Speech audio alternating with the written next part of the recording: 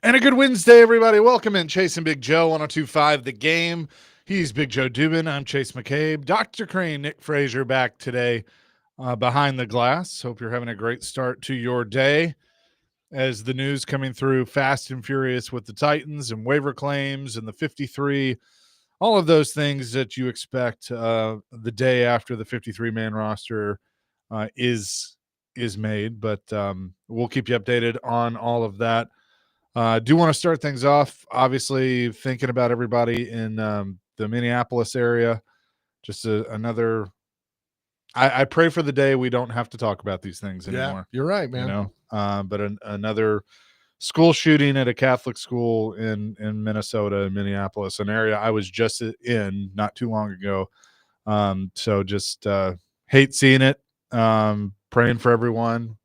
I do believe prayer works, so that's what I choose to do. So, but yeah, hate starting the show off with that, but definitely felt like it needed to be mentioned. I think two have passed away. I think I know the shooter's dead too. Yeah. So more information as it comes out. It's terrible. It's absolutely terrible. And but again, you're thinking about the people, you're praying for them that everything's okay. Beyond that, so.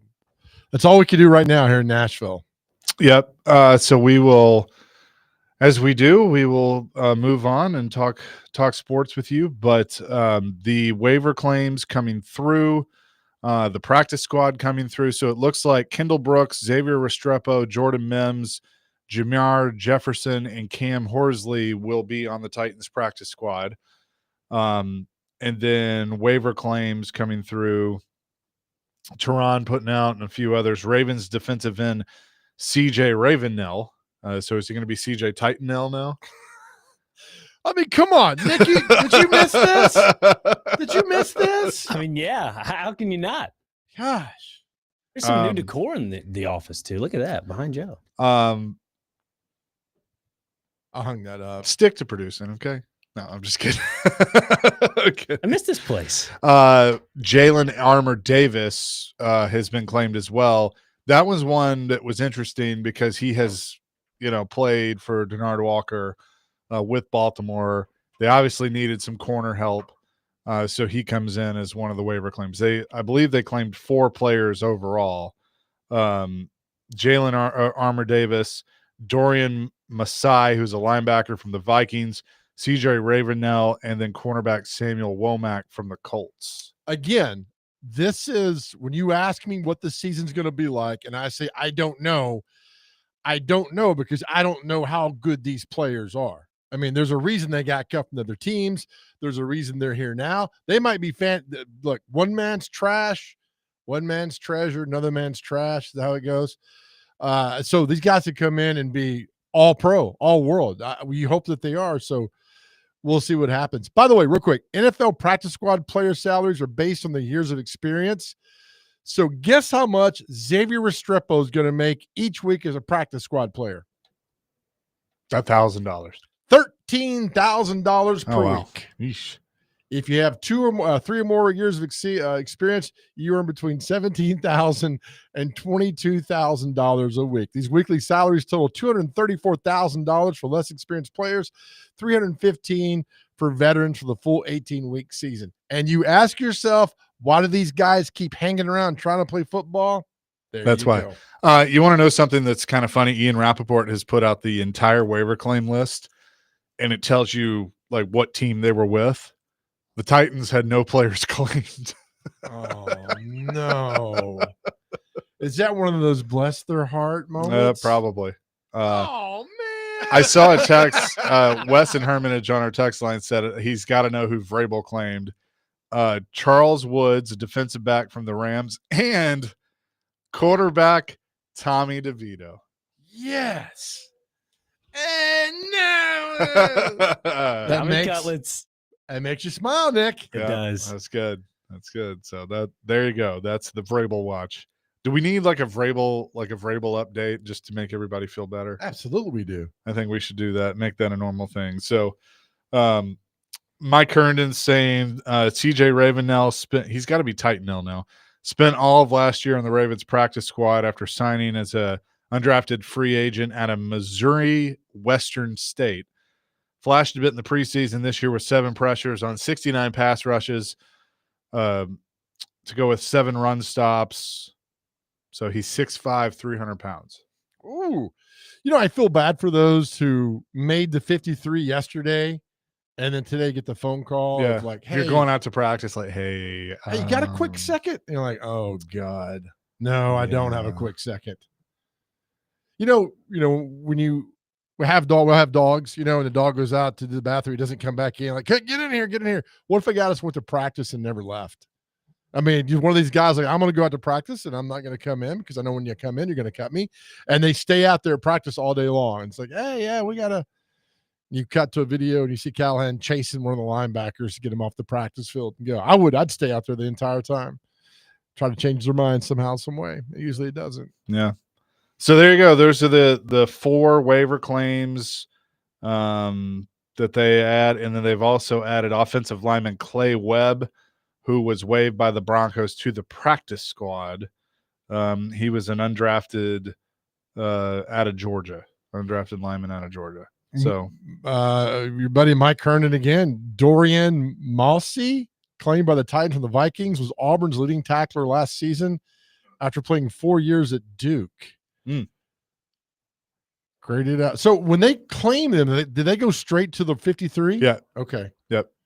Wow. The Samuel Womack's an interesting one from the Colts, a DB.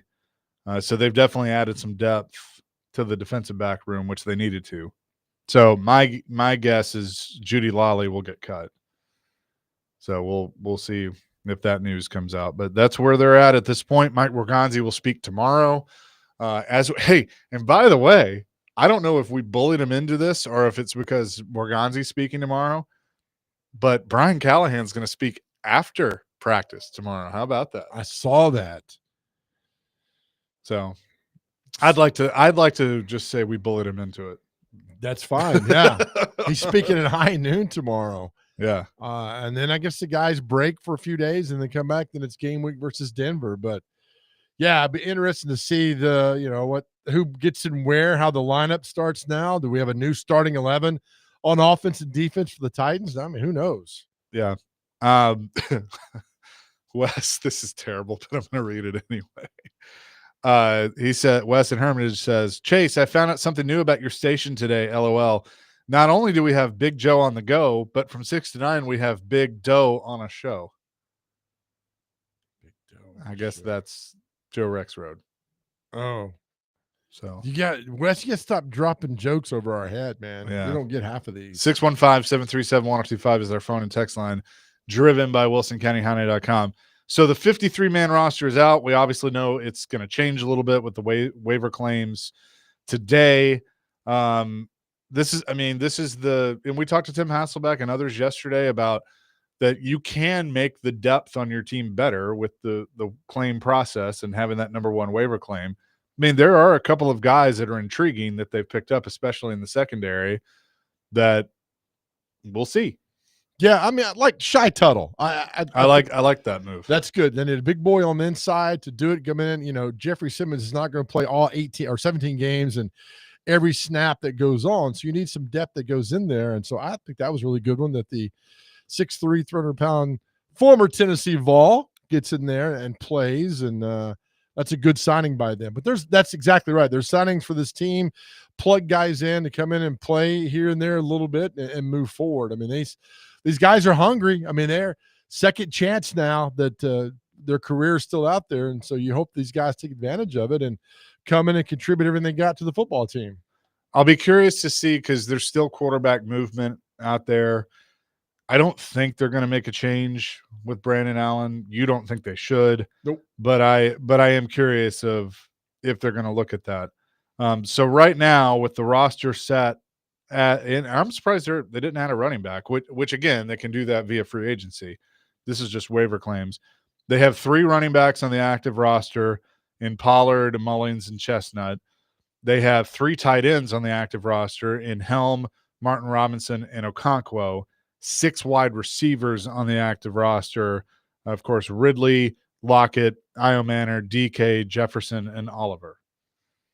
Okay, So that's what the offense weapons looks like. yeah. I'm good with the running back part of this. I don't think you need to go out. There's nobody out there unless you cut Saquon Barkley that's going to come in and like, oh wow, look what they got now. I think they're good, man. I think they're really good. Yep. So 615-737-1025. What do you think? What other moves would you like to see the Titans make? And also, we have our question of the day, which of course is presented by Aries Tactical. Your safety, your skill, your Aries Tactical. Check them out at ariestactical.com. Our question of the day is: now that Cracker Barrel has changed their back to their old logo, what sports team needs to change their logo? What sports team needs to go back to a logo that you loved? And we already have some in the clubhouse today to figure out. It could be any sport: soccer, baseball, basketball, football. Who needs to change and go back to their old logo? The Seattle Seahawks. 100%. I know it's basically the same logo, but like go back to that old look, the silver helmets, that So good. that whatever that sea blue. When they came here last for the Ocean joint blue. practice, remember the quarterbacks came Yeah. out wearing that, and we stood and stared for like 10 minutes. Like, that's great. I'll tell you mine. We want to hear from yours. Mine is Tampa Bay. Go back to the creamsicle. 100%. Go back. Go back. Now you've won 2 Super Bowls with the other look. I get that, but go back. That pirate is so badass. Just go back to that look. But we want to hear what you think. Teams should go back to their old logo. 615-737-1025. That is our question of the day. We'll have more coming here on Chasing Big Joe, including Coach Derek Mason from MTSU at the bottom of the hour. 1025 The Game.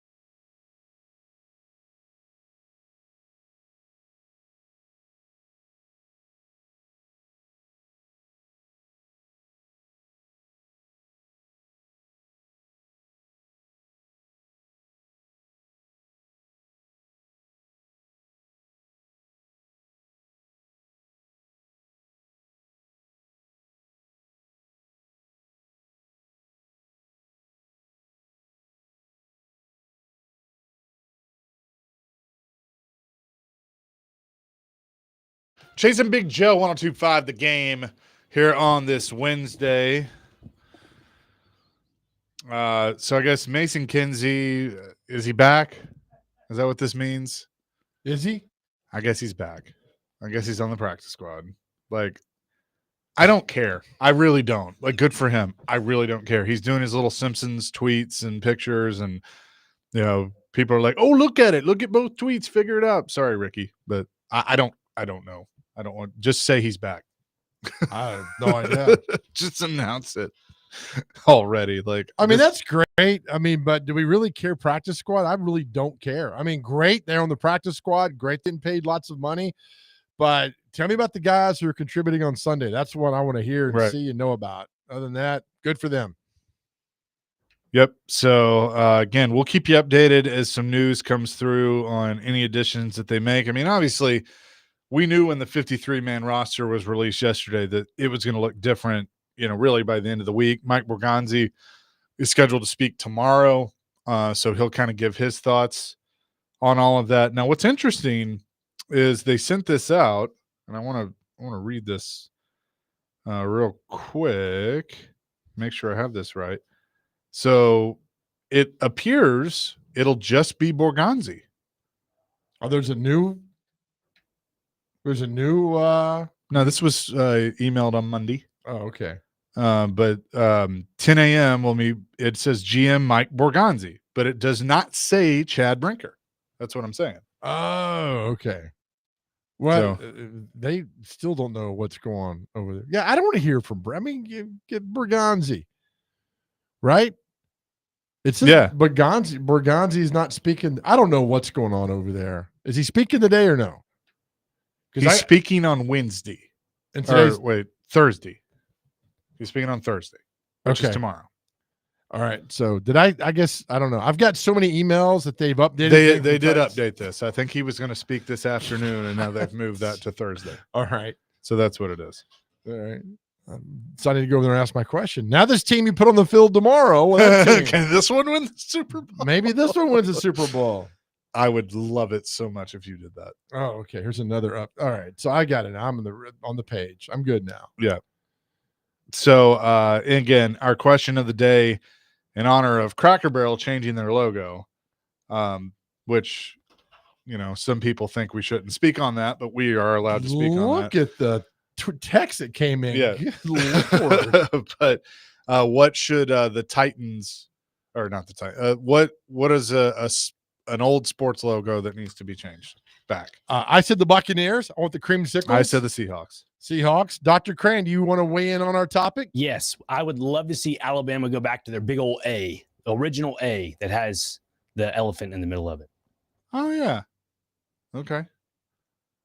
What do they have now? It's just a crest. It's the script A. Okay. All right. That little circular crest. That's it. I want some creative art on there. A little something that doesn't stay inside the lines. Okay. I like that. I've also argued, you guys 615-737-1025. Let us know.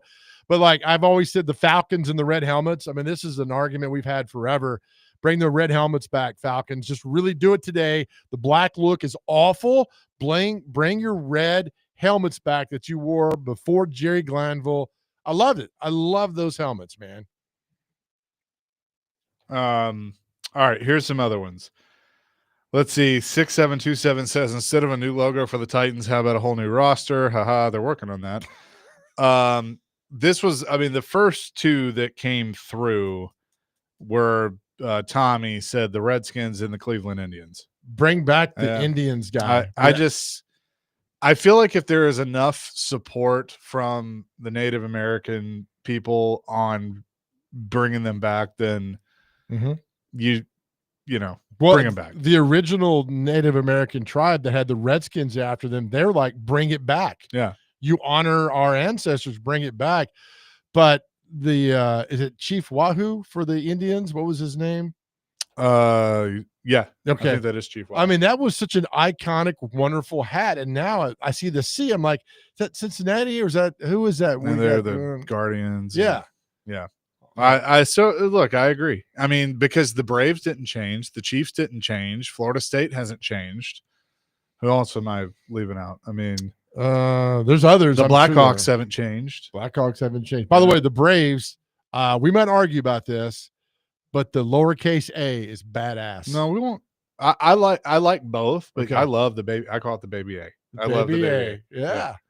I like it. I've always liked it because they were so bad in the 70s and became good in the 90s and the early 2000s that I like that logo. I just like that logo. It takes you back to a certain place in time. I man. find this interesting that a couple of people have said the old Vandy logo, the star V, the one Okay. that they basically have had forever. They've changed their logo a lot, but the one that was, I think, way back in the day, and then they had it recently, and then they just rebranded. I A few like what years they ago. got now. I don't mind it. I I'm like used to it now. But I mean, the star was cool, but they still have one with a star. But Yeah, I'm a fan of the one back helmet where I think when Whit Taylor wore it with it's the black helmet that said Vandy written across. I love that helmet, but the script. Yep. Yeah, that was cool. Just simple Vandy, and then they had the Vandy and the star, and they went to the white helmet and all those things. But here's the thing that, like, and I think Oregon kind of started this and Nike started this. You can have more than one logo. You can have the primary, but then you can have different, like you could have a script logo. You could have, I mean, I think Oregon went overboard with it. I just went overboard. Now, what would be cool is if Vandy decided one day to do a throwback uniform and did the star, the gold helmet, the black jersey, and then gold pants. they could do those. That'd be cool. I don't mind that. That's why, like when Notre Dame brings out the green jerseys, Yeah, that's cool, but I like, there's a reason Tennessee and Alabama, Georgia, Notre Dame, Michigan have all kept that looks. It's iconic looks, but it's not so much as it is college, it is the professional leagues that need to bring certain logos back. Like Ricky and I talked today, the Bengals logo. I mean, back in the 70s, it said Bengals on the helmet. And you got what you got now. You got the tiger, mark, claw, whatever. But it was just so simple. The helmet that said Bengals on it was just kind of badass to me back in the day. They'll never go back to that. But if they did, I'm all for that. So Hair Metal Henry says Vancouver needs to go back to their old logo. Wes in Clarksville, bring back the Winston Cup series for NASCAR. Oh, yeah. That'll never happen, but that'd be cool. Patriot Pat. Bring him back. Yeah. Pat Patriot's look, how many logos do two things for you? First of all, Pat Patriot's going to defend your freedom. He's going to defend your freedom, your right to do whatever. Secondly, he's going to drive block your ass about 40 yards down the field. What other logo in professional sports is going to do both of those things for you? Not many. So absolutely, when the Patriots beat the Titans in 2009, 59-0, they wore those throwbacks. Yep. And it was beautiful. And the Titans were in the powder blue. That's right. Yeah. They're so beautiful. Tom in Nashville says the Mariners Trident logo. That's a good one. Yeah, that's a good one. That is a fantastic one. Absolutely. I love that. Yeah, that was a good one. Thomas on a car front says, hey, guys, love the Braves logo that was the face of Chief Nakahoma with the mohawk. That was a cool one. Thanks, guys. Yeah, so you remember in Braves fans in 82, Chase, you weren't alive yet, the Braves were killing it. I mean, they were rolling away at the National League West, and they took Chief Nakahoma out of left field to put more seats in there. And I think they lost 13 in a row after they did that, if I'm correct. They lost 13 games in a row. They put it back out there. They won. They won the division and got beat by the Cardinals in 82. As Kenny the Mailman told us, that's the only time Dale Murphy ever made the postseason. Oh, wow. 1982. Coming up next, MTSU opens their season at Floyd Stadium on Saturday against Austin Peay. We will talk to the head coach of the Blue Raiders, Derek Mason, for the start of his weekly visits with us. That is all next. Chasing Big Joe, presented by the Omni Nashville Hotel, 102.5 The Game.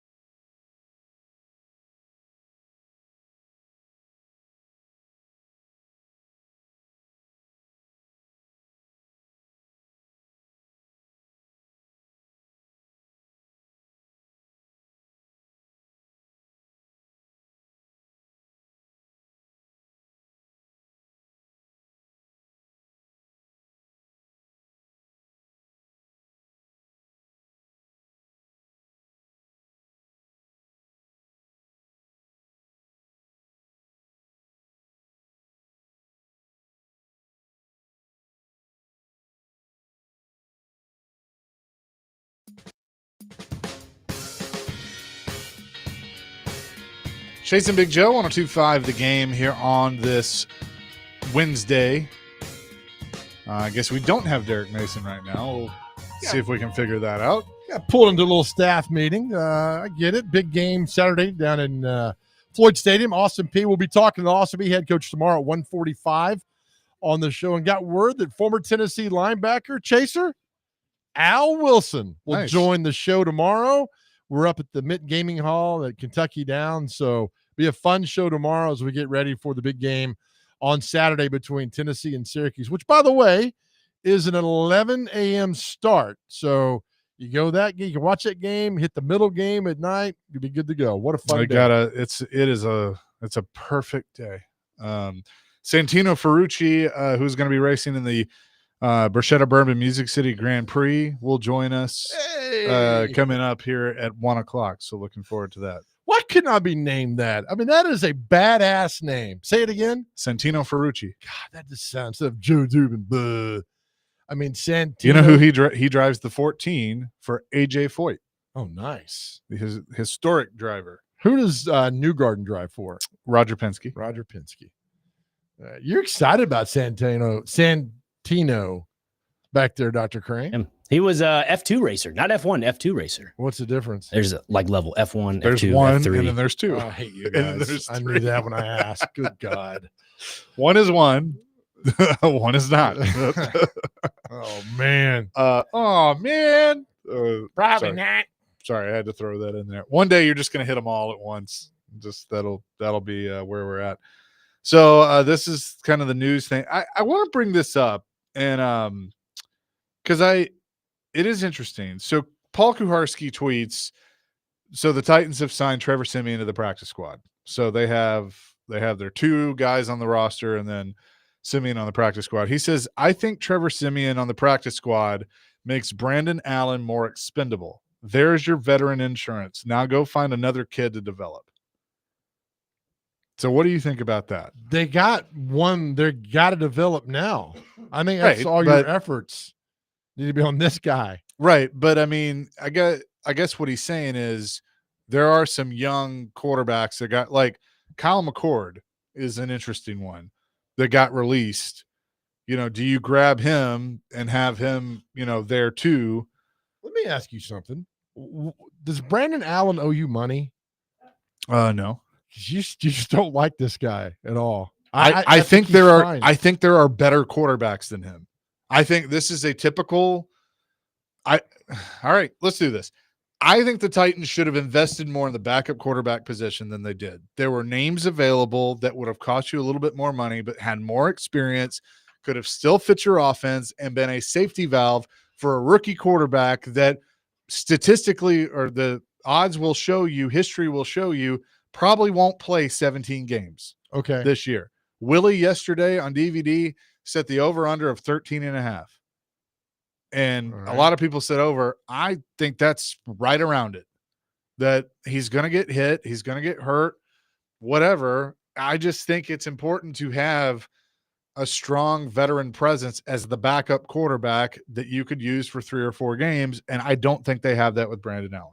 Hey, Amy, this is Mike. We're going to sign Joe Flacco. No, you're not, because Cam Ward's our starting quarterback, and I don't want him looking over his shoulder the entire time. All right, Amy, have a good day. Hope it's good down in Houston. They were never going to sign a backup quarterback. Never. So I'll call Amy and go, hey, Amy, how are your Lombardi trophies doing? Oh, wait, you don't have any because you and your father have made dumb moves like that? So you think a Joe Flacco would have made them a Super Bowl team? No, but I'm just saying, like, it's that kind of thinking that keeps them from. They were never going to sign a backup, a veteran backup. They were never. They should have. They've put everything on Cam Ward's shoulders. Oh, they're not going to say it. Look, Cleveland did it, and they're starting him. Cleveland's awful. And Joe Flacco. Cleveland's awful. Well, and the second they go 1-7, Joe Flacco's out of there, which they'll do that.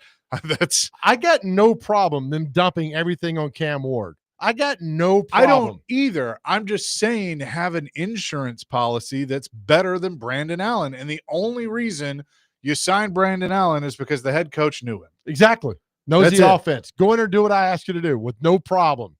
Call the play that I told you to run. Do that. I got no problem with that. I got no problem in doing that. You brought a experienced backup guy in here, a Flacco, Daniel Jones. Then it's Cam Ward's looking over his shoulder. Oh my God, what are you worried about that? Don't. Cam Ward, you're your starting quarterback. Go play football. If you bring in Flacco or Daniel Jones, he's not looking over his shoulder. 100%. Oh my God, is this guy going to start? So okay, so he wouldn't have. I mean, we talked about that with Levis.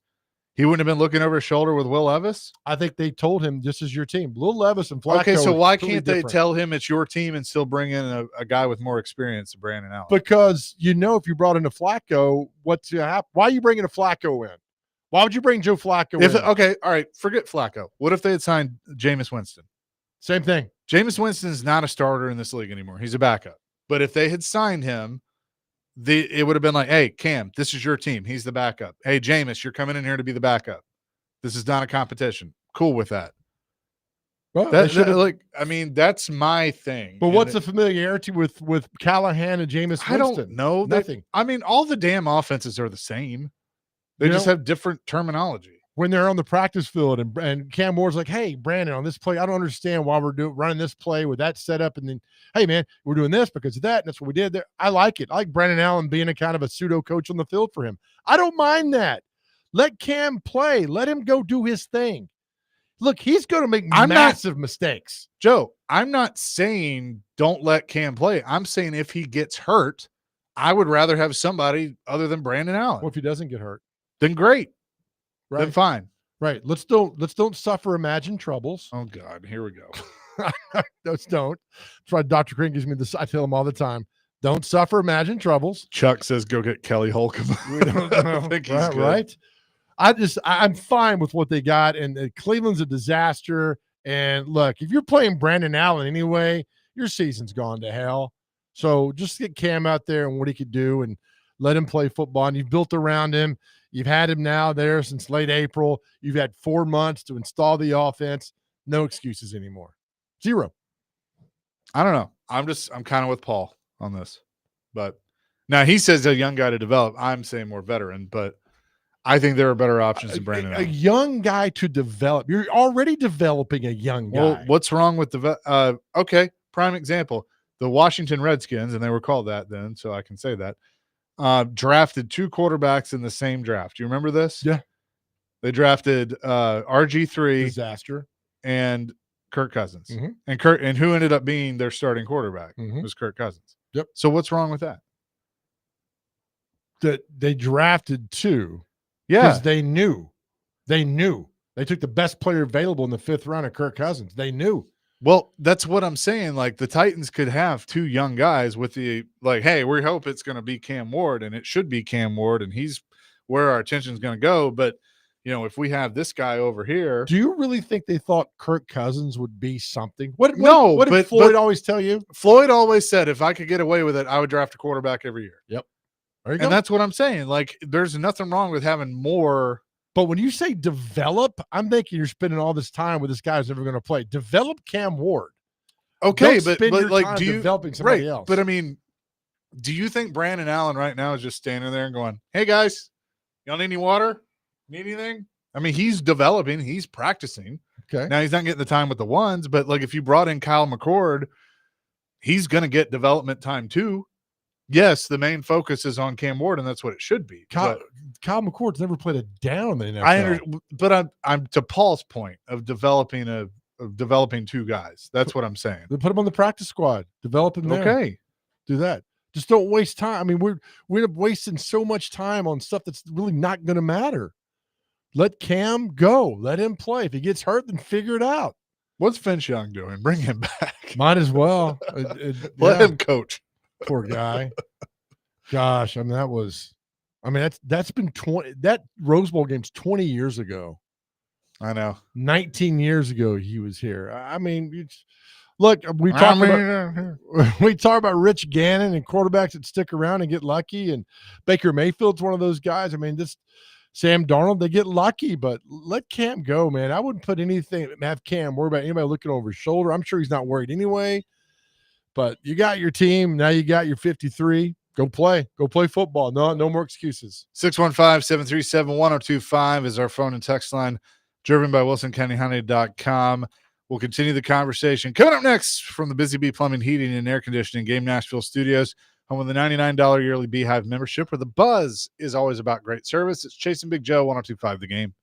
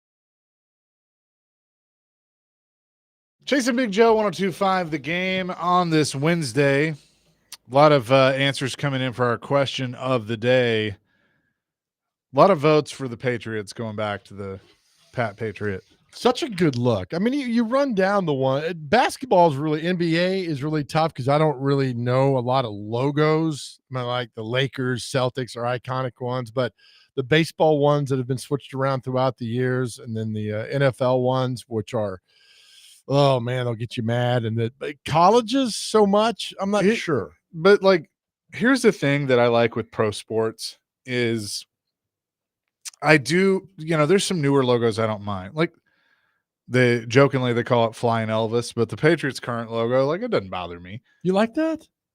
It doesn't bother me, I guess is what I'm saying. Okay. Like, it's okay. All right. But I like that teams can do a throwback uniform. Like, I think throwbacks are cool. Nostalgia is cool. It is very cool. And so, you know, if you change it back, like if the Bucks change back, then you've ruined their throwbacks because that's their primary again. I love it. And I like their current uniform set too. So the flag and the pirate. Computer, I'm not. What'd you say though? The Patriots helmets now are called Flying Elvis. So, like for example, the Miami Dolphins, right? That one needs to change. The subtle change to the Dolphins, who went from looking like a mean dolphin to a showgirl. Yeah, that one needs to go back. Right, get it back to the one that looks good. The one that you saw in Ace Ventura when he was trying to find Ray Finkel. That's the one you need to get. So there's a few that have happened throughout the years. Now the Bills used to have that buffalo, right? Like a prairie buffalo on this, which was okay, but I like the other ones they got now that looks really good with that. So I don't mind the switch there that's happened, but there's a few others that go on that, like the Saints logo. The fleur-de-lis used to be massive. Now because of the safety helmet, it's so tiny now, and it kind of lost that lure of like, man, that thing looks really good. And they shrunk it down, which I'm not a fan of. Josh in Clarksville says, can these teams go back to the old logos? Arizona State to Sparky, Phillies to the baby blue and rose crimson logo, the Mike Schmidt days, Angels, the old California Halo Angel. Yeah, keep going. Anaheim Ducks to the Mighty Ducks, Yes. which they've kind of done, but with the new color scheme. Right. I kind of like the cursive Clippers. Yes. I like that. 70s Astros with the rainbow. I like That's a good one. And here's the one that you will love. The Randall Cunningham Eagles back to the Kelly Green and the wing helmet. Oh my God. Absolutely. When they wear those. Beautiful. And remember they wore those last year, and that's when Saquon did his like Superman jump. Oh my God. They're so listen, this is why we love these things. There's nothing wrong with going back to these full time. There's nothing wrong with doing that. I know that some want to update and go on. Well, who is now? Like the Steelers, they've never changed their logo, right? They've never done anything. Cowboys, they've done the jerseys went from white to the gray to the silver, whatever they have, but they've always had kind of the same look, right? Right? You're a Cowboy fan, yeah. Okay. I mean, they had I think the first uniform was a white jersey with the blue shoulders that they'll wear as an alternate sometimes. Yeah, not a fan of those. And they had a white helmet with the star. But to me, that like the iconic look is the kind of off the silver pants or the road pants, and then it's like a little bit of a weird gray green thing that they wear at home with the white top and the silver helmet. I don't mind. Sean Henry, if you're listening, we have a question for you. Which Giants helmet do you like better? It says Giants or the NY? Ooh, that is a good question. I love the Giants. I love the Giants in that jersey. Yep. Like it's a darker shade of blue with like a red and white collar. Badass. Like the Lawrence Taylor. Like I always think of Lawrence Taylor when I see those. Jets. Do you like the Jets, or you like the old logo they won the Super Bowl on? I like so the one they've gone back to the one like with the green helmet, the Jet. I like the Joe Namath version. It just makes you look like, all right, that's the Super Bowl team. It makes you feel good like that. LD from McMinnville goes, why do the Titans not have an alternate helmet? That's a really good point. They don't. I think every team pretty much now has an alternate helmet. My guess is because they're supposedly going to have new uniforms, and they'll probably have one with that. But they had it with the Oilers. It was the alternate, the white with the oil derrick. But like they could do a white helmet or even a silver helmet with this uniform set that I think would look really cool. There's a great mock-up that somebody put together of a Titans helmet with the sword, and it looks so good on the side of the helmet. I'd love to see that if they did that. I would love to see them go back to something like that. But I'm with you, man. When they move in 2 years, all new unis. Yeah, I think that's what they're going to do. I definitely think that's what they're going to do. But I mean, I do think like if the NFL is going to allow you to do it, if you can have a max of 3 helmets, every team should have 3 helmets. Like, why I not? want to see the Titans do. I'm fine. Do the Oilers throwback. I think it's cool. Do that. Have a new uniform set and give me a red one. Okay. Their first game was against the Broncos. Bring back that D on the helmet. Pause.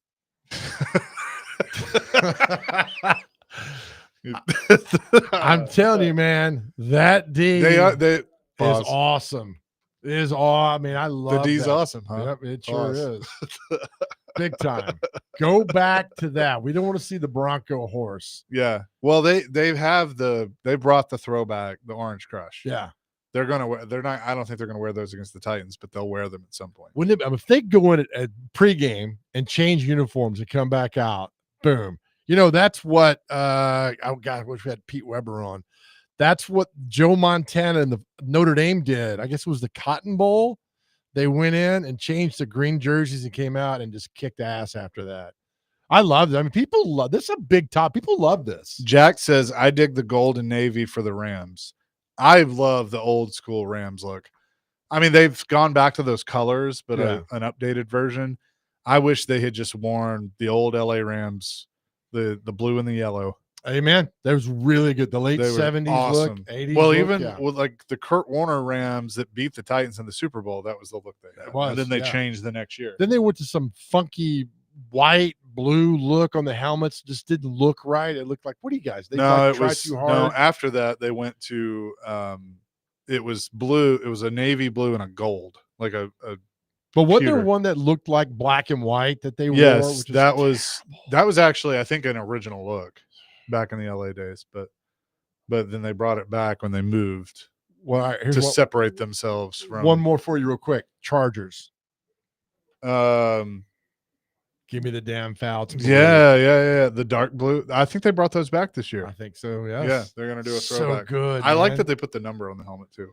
Not a fan of that. Really? I think that's Alabama did that. Is that college too collegey for you? Georgia Southern did that. Let them have that. Yeah, I just like the bolts, man. They look good. Jay from Laverne says the old Predator skeleton.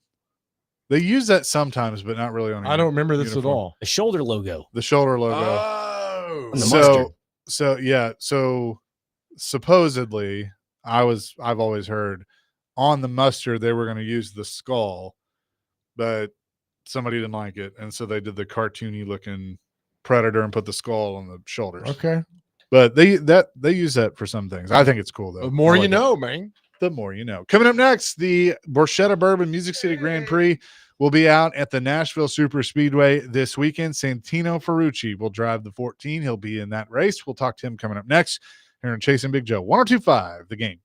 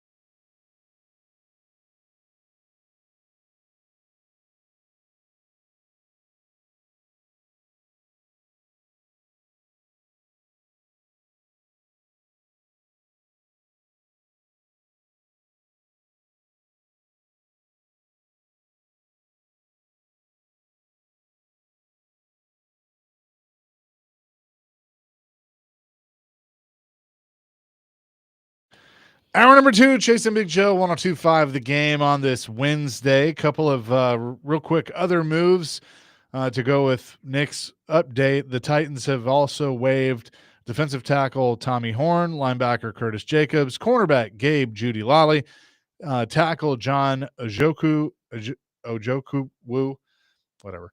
And release they have also released center Corey Levin because they signed Shai Tuttle. No. So there's another J-Rob draft pick that has been released. So they've only got one center on the team. Yep, but they'll probably put him on the practice squad if I had to guess. Not bad.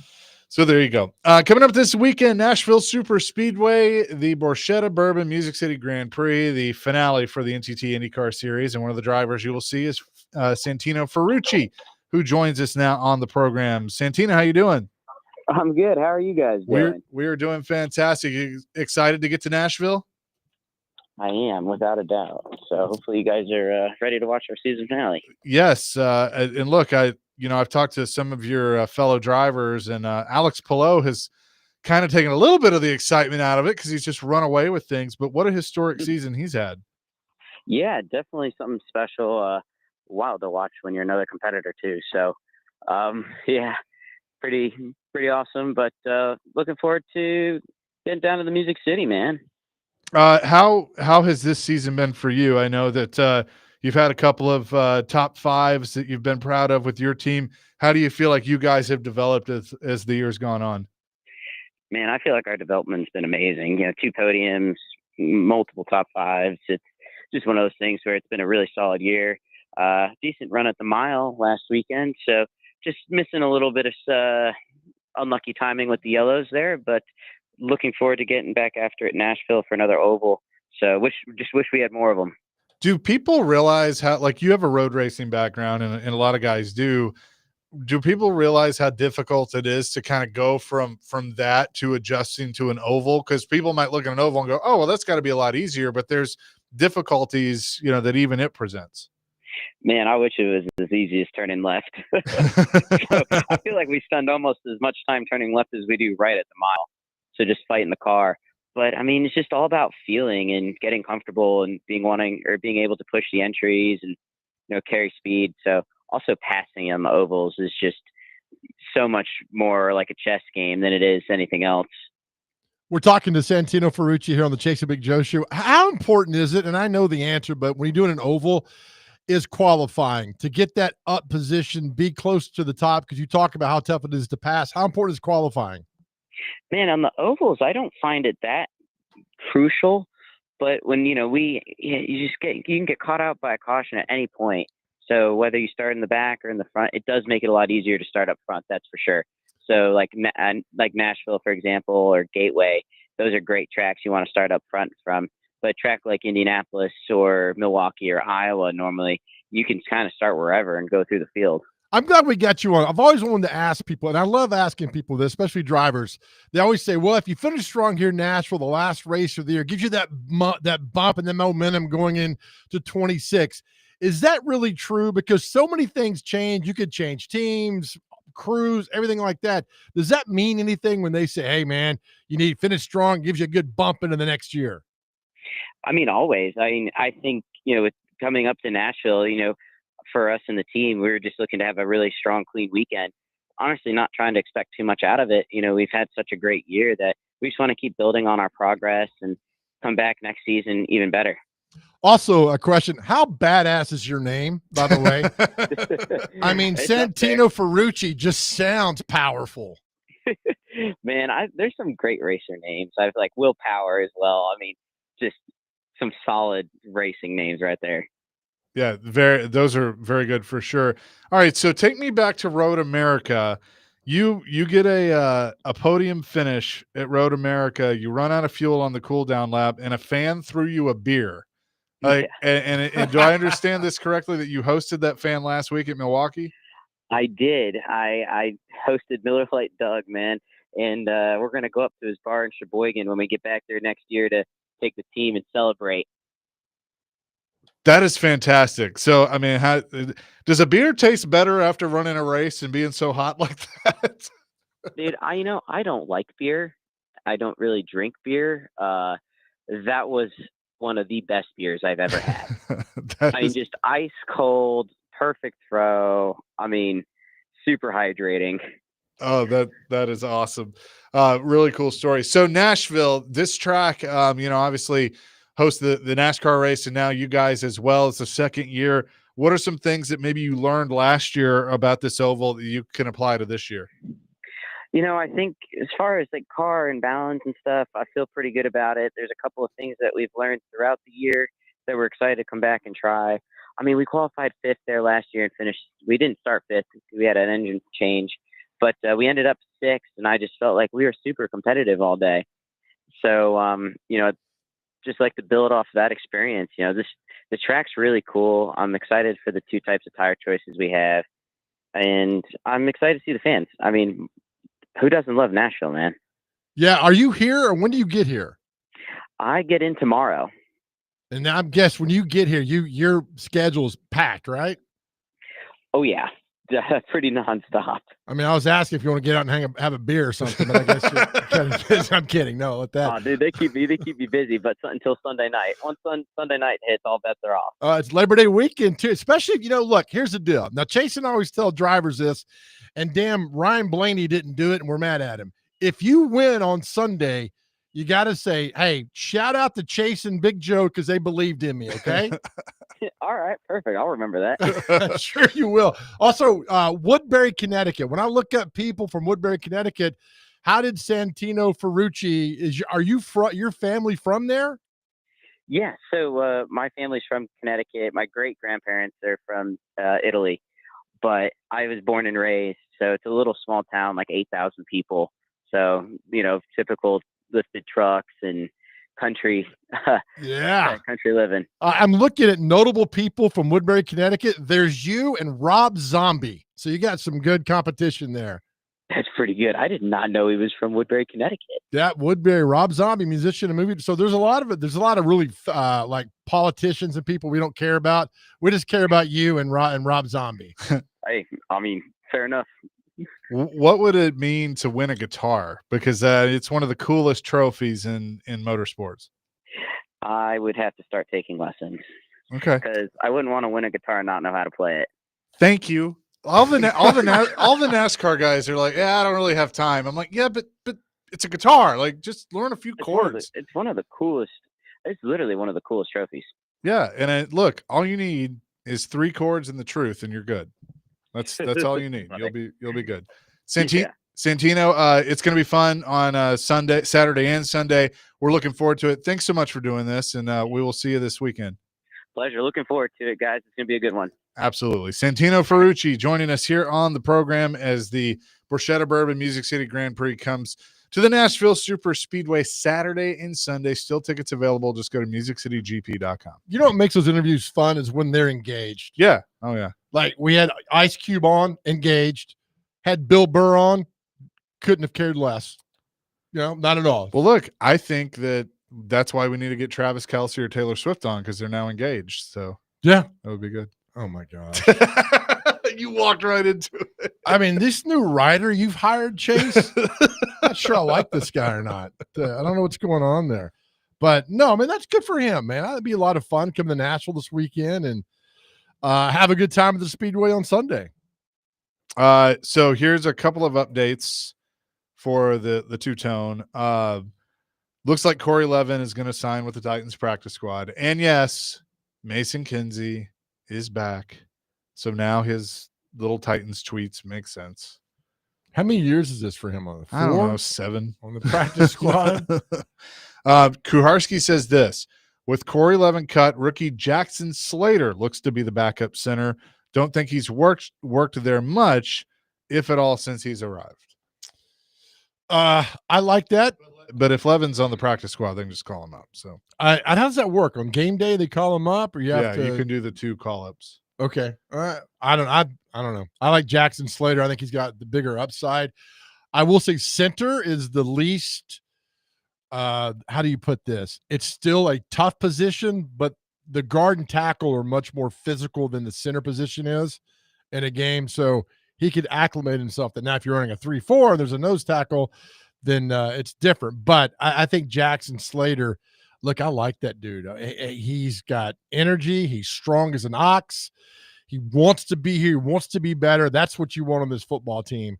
So good for them. Look, they know what they're doing, right? Let's give them that.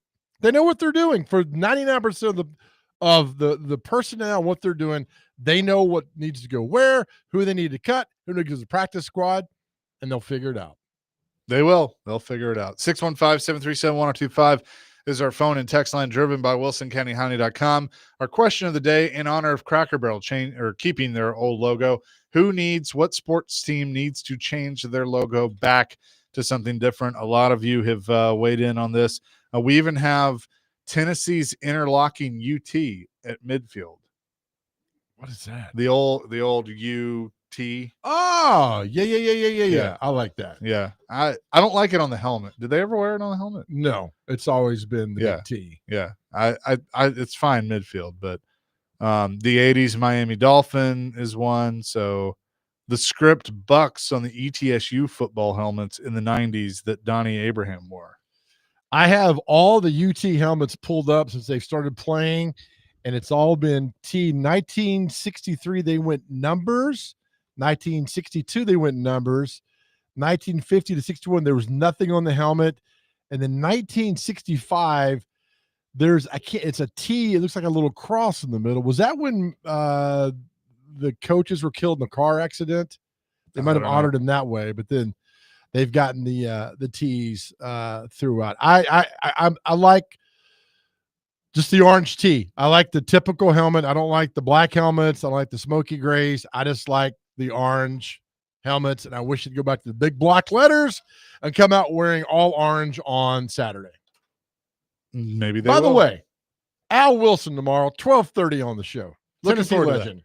Looking forward to having him on. We'll have our high school coaches at 1:30 as well, and what else? Austin Peay's coach at 1:45. Packed show, man. It's going to be great. We'll be up in Franklin, Kentucky. So speaking of Tennessee, they made an announcement yesterday, and I kind of wonder, did they read the tea leaves and think we need to get ahead of this? We'll discuss that coming up next. Chasing Big Joe, presented by the Omni, 102.5 The Game.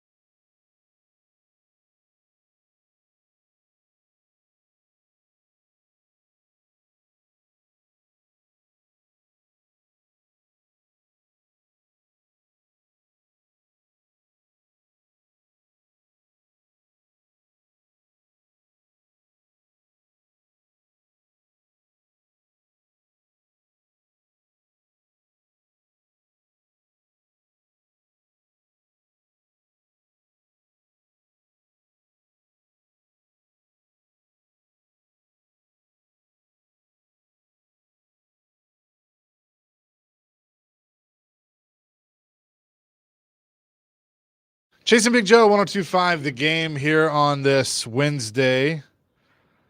So Tennessee making some news yesterday that they have extended Josh Heupel's contract through January 2030.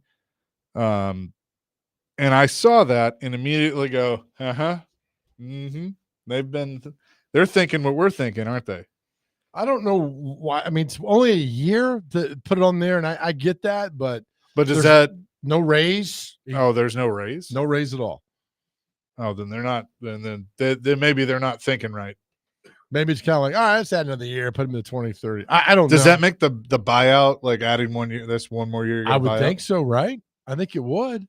I mean, these contracts are so in favor of the coaches now. I don't know, but look, I don't think he's going anywhere, but I don't think like Venables has got to do something at Oklahoma. Now, at the same time, you're going to have some other jobs open up and coaches be available.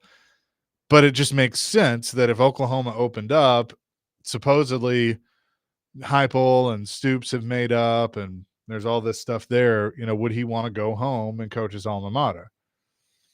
Look, if at the end of the day, if he walks into Danny White and says, "Hey, Danny, look, this is something I can't pass up," you can't really argue with him.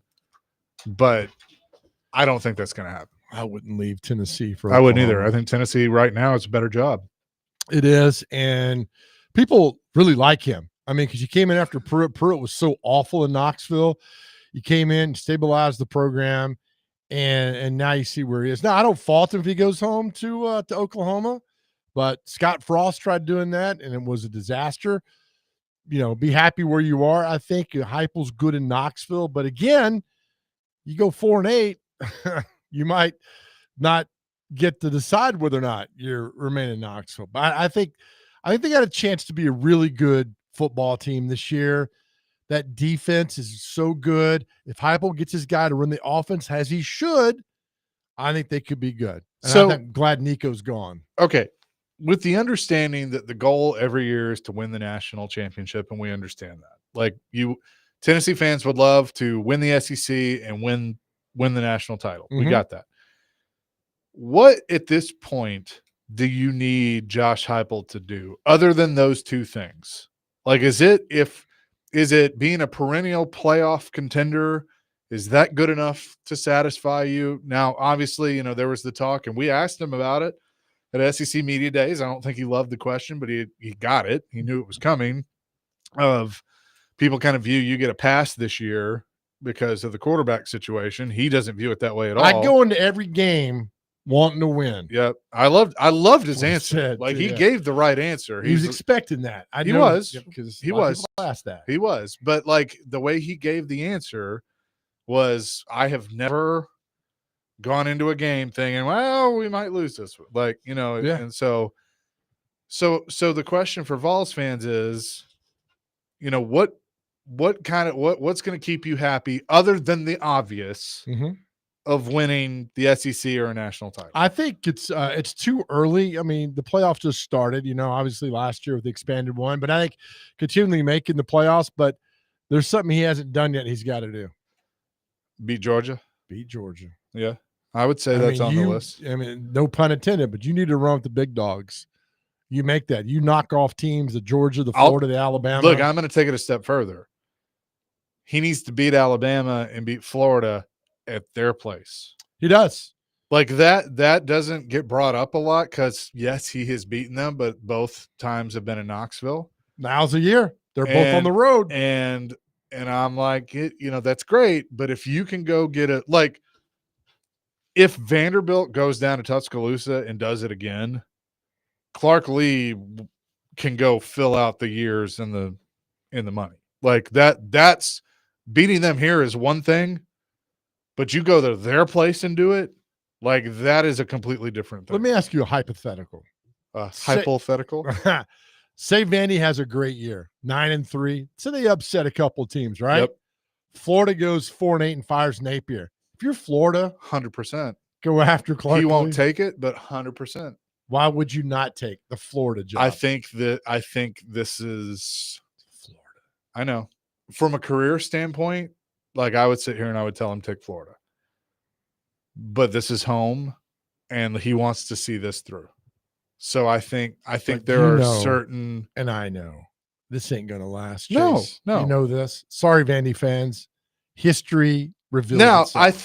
I think here's where I'll push back.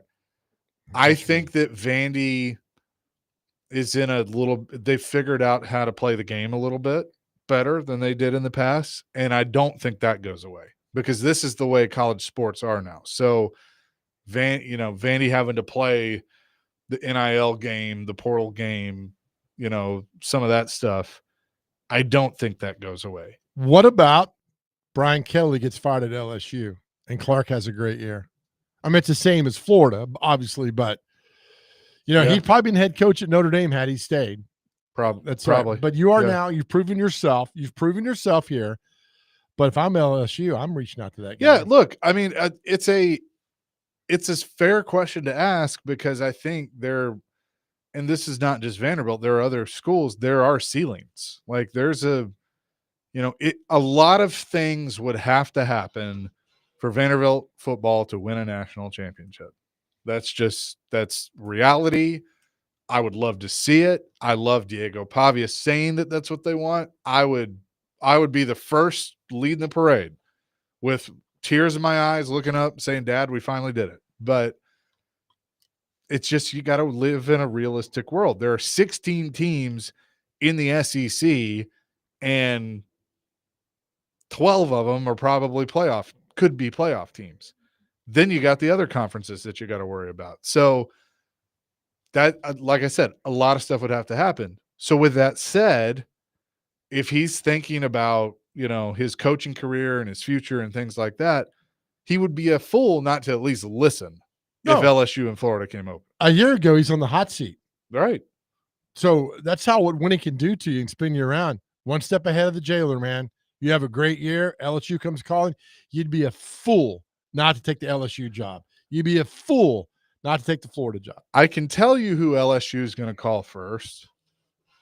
He's going to say no, but they're going to call him, and they'd be stupid not to. Who's that? He's currently an analyst on College Game Day, and he was once their coach. I think they would call. I think they would call him. He's 74 years old. I don't care. I think they would call him. He's not going back. I'm not saying he would. I'm saying he would not. That's fine. You can call whoever you want. But I think they would call him. It's a wasted energy. Hey, and Nick, effort. just checking in. And he answers his phone. Nope, not interested. All right, coach. See ya. See ya. I'm gone. Now, we laughed yesterday about Gruden. Ben just texted in and said Gruden to LSU. Gruden would be one. Why not? I mean, the eyeballs and him develop the quarterbacks. Well, I tell you, once he wins this thing versus the NFL that's out in Vegas or whatever it is, that they said that can go to trial, it's a whole new world for him. Now, the coach at Tulane, Summerall, could go to LSU. He's hot property. Or Kentucky. Where would you rather go? LSU. I ain't going to Kentucky. Yeah. But could you see, I'm not saying for LSU, I'm just saying the domino effect, because last year there were no jobs open in the SEC. This year I think there will be. So let's say Auburn is open, Mississippi State. What if Lane, would Lane try and go to LSU? And then Ole Miss opens up. Sure he would. LSU, if you went after Lane Kiffin, you should all be fired. Lane Kiffin has never won anything. So stop. But here's my question. Does that open the door for somebody like Dan Mullen to come back to the SEC? He started out at UNLV. They won. Now they didn't win like I thought they would, but they won. I don't know. I think it could, unless he's just fine being like, "Hey, leave me alone. I'm doing my thing out here in Vegas." Well, you got what's the Liberty coach's name? Jamie Chadwell. You got him. You got the Tulane coach. There's a lot of really good group of 5 coaches that are out there. But we love retreads. But I don't think Dan Mullen. Look, we've talked about this with Dr. Crane. Mississippi State, I think, would do a somersault if they could bring him back to Starkville. Sure. But he did a really good job there. It's got to be 50-50. I don't think he wants to go back there. I don't think he wants to go back there at all. But there's a lot of good group of 5 coaches out there that'll go. Look, Jeff Lebby's not a bad coach. He's not. He was just put into a bad situation. Right. His system he runs would be great for a team that's already established. Yeah. Which is what Ole Miss was with Lane Kiffin and also Oklahoma. And now they don't have that. Yeah, you're right. So he's not a bad coach. It's just like you said, it's just not a good spot for him right now. And to see what goes on. And look, there might be, I mean, I'm surprised Drinkowitz stayed at Missouri. I'm shocked he stayed there, didn't leave and go anywhere. Kelly's on the hot seat, but I give it to Brian Kelly. They're on the road again playing at Clemson on Saturday night or Sunday night, whatever they get, Saturday night. That's a tough game to start out. What goes on? What happens in Napier, Florida? Who knows what goes on there? And to see. So there's still a lot of unknown that happening, but the fact that no coaches were bounced out last year is something. It's different, man. So I'm excited to see what happens this year and who ends up different places come January. By the way, Derek Mason now going to join us at 2:00 today. 2:00. We'll catch up, and I'm going to tell him since he missed 12:30 that I get to call a play against Wisconsin. So we're going to see if he goes for that. They're all scripted. Well, I got one. He's got to run the wing tee, but I'm going to steal one from Elijah Campbell because I think that's fantastic. Unless you have another formation you want. No, you get yours. I got mine. I'll get mine the next game. I told you. I'm telling you. Line up in a punt. We did that. We did that in junior college. It confused him, and I had snapped to the up back. He went straight up the middle because the whole team was looking around. What is going on? And he went about 45 yards up the middle. Where did the quarterback line up? As the punter? No, the punt team went out. Oh, the entire punt team. We had an audible that was Kentucky, and we put it on third down. Some people would say, "Are you really doing that?" And we just toss it over. Y'all have seen it on Twitter, right? Yeah. We used to do that in high school. Yeah, why not? You catch it. The whole thing is confusion. So I remember running out there like, this is going to be. But do you do it like if it's like if you're third and long or something, and that way like the quarterback or whoever is in has the option to quick kick? Yeah, absolutely. Like if you need to bail out of the play, you quick kick. It was 3rd and a mile. Yeah, you definitely do that. Yeah, that's the thing is I vividly remember because you do the old punt formation. You didn't have the 5 guys behind you sitting up. Had the one personal protector, and I'll never forget the other team was just kind of looking around with their arms out like nobody was lined up. You snap to the up back, he blows up the middle, and you get I think it was like a 48-yard run, first play of the game. They were so confused. Now, I wouldn't do that in a big-time game like that because if you don't make it and you get blasted, like Woody Woodenhofer going for the fake punt versus Georgia back in 2001, and that was awful. But if you get it, you never know, man. You never know. We'll have more coming here on Chasing Big Joe, 102.5 The Game.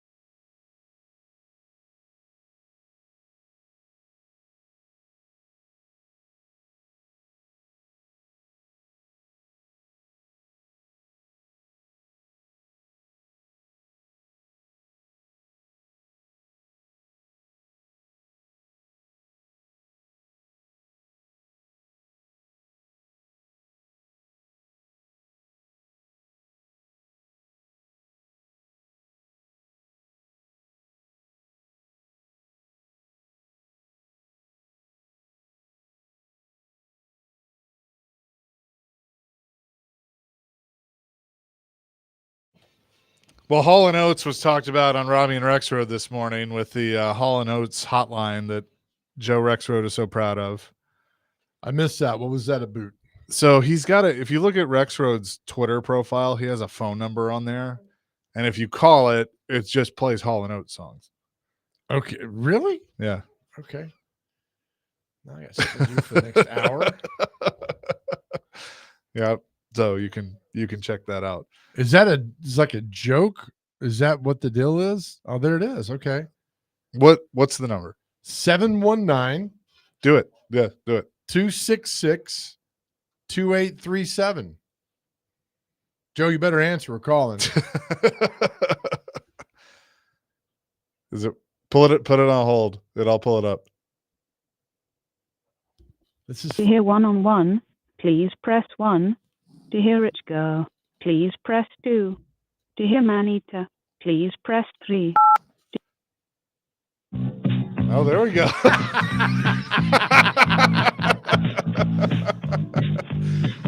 Oh, that's awesome. Great. Look, Rexroad every now and then gives us something that's just fun. Because it says hotline. Yeah. You call this number. It's a hotline. So when I first saw it, I thought it was his number. All right, that's enough.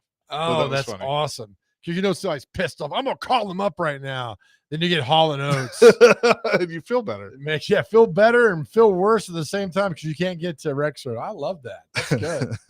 Makes your dreams come true. That goes on. I was looking early because Texas and Ohio State, and now with the schedule, if Texas gets blown out up there, it's okay now. Oh, it's yeah. okay. No, that's fine. You lose opening game because the way everybody wants to get in the playoffs now and all these teams, it's great. You go and get it done. But I think if Texas loses, it completely wrecks Arch Manning's chances of getting a Heisman Trophy. It does. This year. This year, yeah. Yeah. Man, it's here. I just like looking at some of these games. What did you have? Something with betting? Yeah, all these there were 5 betting lines that say that Syracuse, God bless you, Syracuse will cover on Saturday. Vols are favored by at this poll or this post. You know what this means, right? 14. So the line is 13.5 according to ESPN. Okay. Like everybody thinking like, oh, the money's going on Syracuse, and people think Syracuse is going to cover, and that Tennessee's just going to kick the what out of them.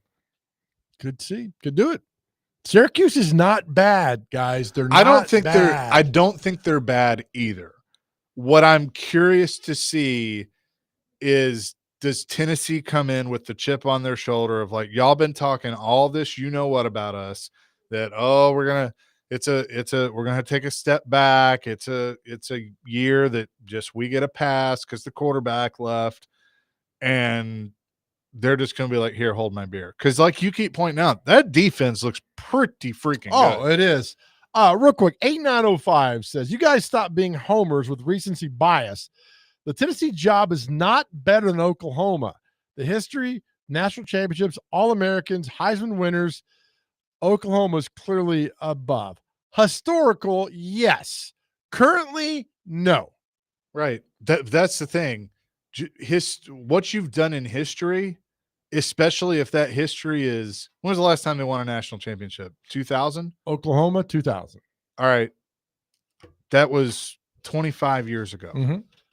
Okay. So, yeah, Barry Switzer had a lot of success too. I just watched that episode of the Cowboys documentary. He's an interesting cat. Mm-hmm. But it's been 25 years. So, like, yes, you can claim that history, but that has nothing to do with today. Right. Historically, yeah. They have not been good. I mean, Lincoln Riley had them pretty good, and then he up and left. I mean, yeah, I get the Heisman Trophy winners. I mean, hell, you had Baker Mayfield, Kyler Murray. What was the guy's name? Jason White. Who won in 03. Former Titan for a day. Jason White, and then Billy Sims. I'm leaving somebody off as you go down the line. But still, right now, the Tennessee job is better than Oklahoma. We're all in agreement on this. If you polled 5 I'd be really curious of this. If you polled 5 coaches and said, I will give you one of these 2 jobs, which one would you take? I think a majority of them would say Tennessee, right? Oh, shoot. Yeah. No, Oklahoma's a great job. Don't get us wrong. That's a great job, great school. I get all that. But currently, I'm taking Tennessee right now. That's the job I take. Yeah. Anything else? So maybe there is, recency bias there, but that's just what, and we're not being homers. I'm just saying, like, that's Right. my opinion. Yeah, and plus Tennessee went into Norman last year, and I would beat take you. I would take the Texas job over Tennessee right now. There you go. How about that? Yeah, you on and on. Any head coaching job would be fine, man, in the SEC. Any of those jobs. I just love that, like, the best game of the day is at 11 with Texas and Ohio State. I love they didn't change it. We're keeping it there. No, I like it. Yeah, I like you I think have kind of been against the big games at 11. I like it because I like it all day. I do. I'm against big. I don't like 11 o'clock. But but the fact they went to them and said, you need to change. And they said, we're not changing. Yeah. Sorry, we're not doing it. I'm good with it. Like, because it gives me all day that I just say, hey, I'm going to watch football. And then Syracuse, Tennessee at the same time. We'll have 2 TVs set up. It will be fantastic. What else is at 11 that I care about or we care about? So you got, we don't care about Friday. Well, we do, but Texas, Ohio State, Syracuse, Tennessee, Mississippi State, Southern Miss, meh. Florida Atlantic, Maryland, meh. Ball State, Purdue, meh. Northwestern, Tulane, is it Duquesne and Pittsburgh, VMI, Navy, Merrimack, Kent State, and then Toledo and Kentucky at 11:45. Hold the farm though. That Mississippi State Southern Miss game. That game is sold out. Ticket prices Down in Hattiesburg are very. My son-in-law is at Southern Miss graduate. They're going, and I think he paid like $1,100 for 2 tickets. I mean, it is a hot item in Mississippi. I'm going to tell you this: the line on that. What do you think? Have you looked? All right. What do you think it is? No, I'm just surprised. $1,100. Are you serious? Oh, wow. Yes. What do you think the line is for this game? This should be a cupcake game. Double digits, like 10? 13.5. Mississippi State's 13.5. That's respectable. I think Southern Miss covers. Good. I just don't think Mississippi State's a good team, man. I'm just being real with you. I know they're only projected, 3 wins is what they said the SEC media days, right? No, I don't know how good Southern Miss is, but I just new coach. It's at home. He brought the coaches. Ricky says Toledo's going to upset UK. I don't know about that, but I know the Southern Miss coaches from Marshall. He brought like 50 players with him. Took Marshall's program. They all went south within the Hattiesburg. So we'll see. But look, Southern Miss would look nothing better to upset an SEC team. Toledo, same way. There's always a week 1 upset. Always. They would like to do that. And there's more and more group of 5 teams knocking off Power 4 teams now. I mean, never before. South Florida, Boise tomorrow. That game's at 4:30. Let's see. What are some other ones? That's a Thursday game? Yeah. Dang. East Carolina, NC State. That's tomorrow.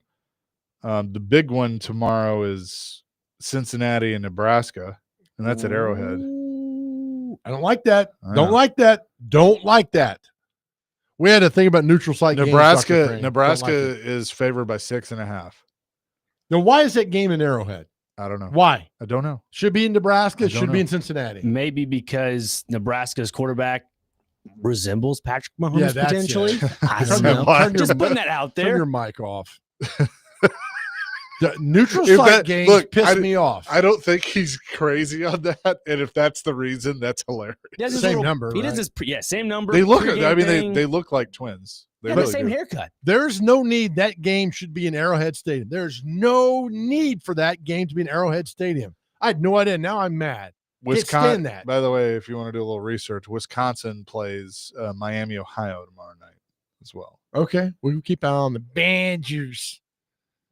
On the bench. I don't know. Where's that game going to be played? Some cornfield in Iowa? That is at Camp Randall. Good, as it should be. It's at Camp Randall. That's ridiculous. I'm going to look up why Nebraska's playing that game at Arrowhead. Friday night, Michigan State, Western Michigan. I know nobody really cares about this game as much, but I've always found this game to be interesting. App State and Charlotte.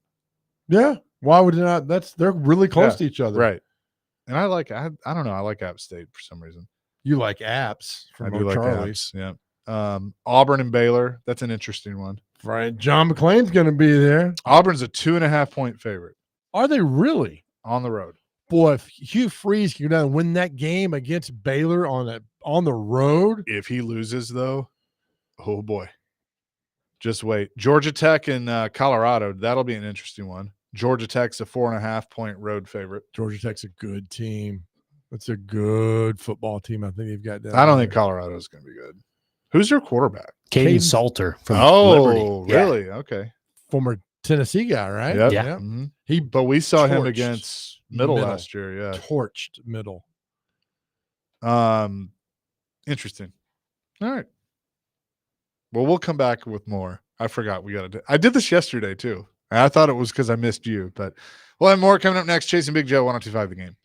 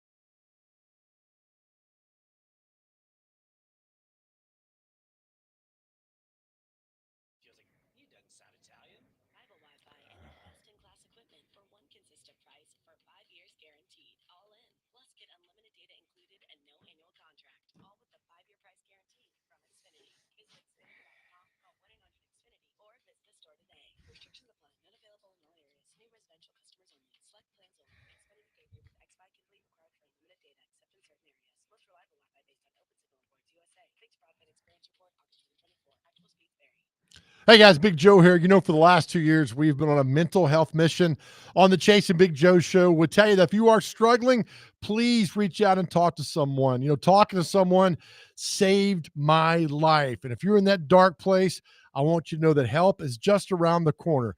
We're so excited. We've partnered with Unity Psychiatric Care, just a wonderful place right here in Middle Tennessee for you to get well and get the help you need. And it works. Here's all you got to do. Just go to GameNashville.com, click on the Chase and Big Joe show, and there will be a link to Unity Psychiatric Care. So many have reached out to us these last 2 years. Now we have a partner that cares about you, professional. And listen, you do not have to go through this alone. Or you can call 1-888-508-8002. That is 1-888-508-8002. Again, we love you guys so much. We want you to get the help you need because our world's a better place because you are here. Just go to the GameNashville.com, click on the Chase and Big Joe tab, and you'll see all the information you need for Unity Psychiatric Care information located right here in Middle Tennessee. Guys, help is just around the corner. And listen, you do not have to go through any of this alone.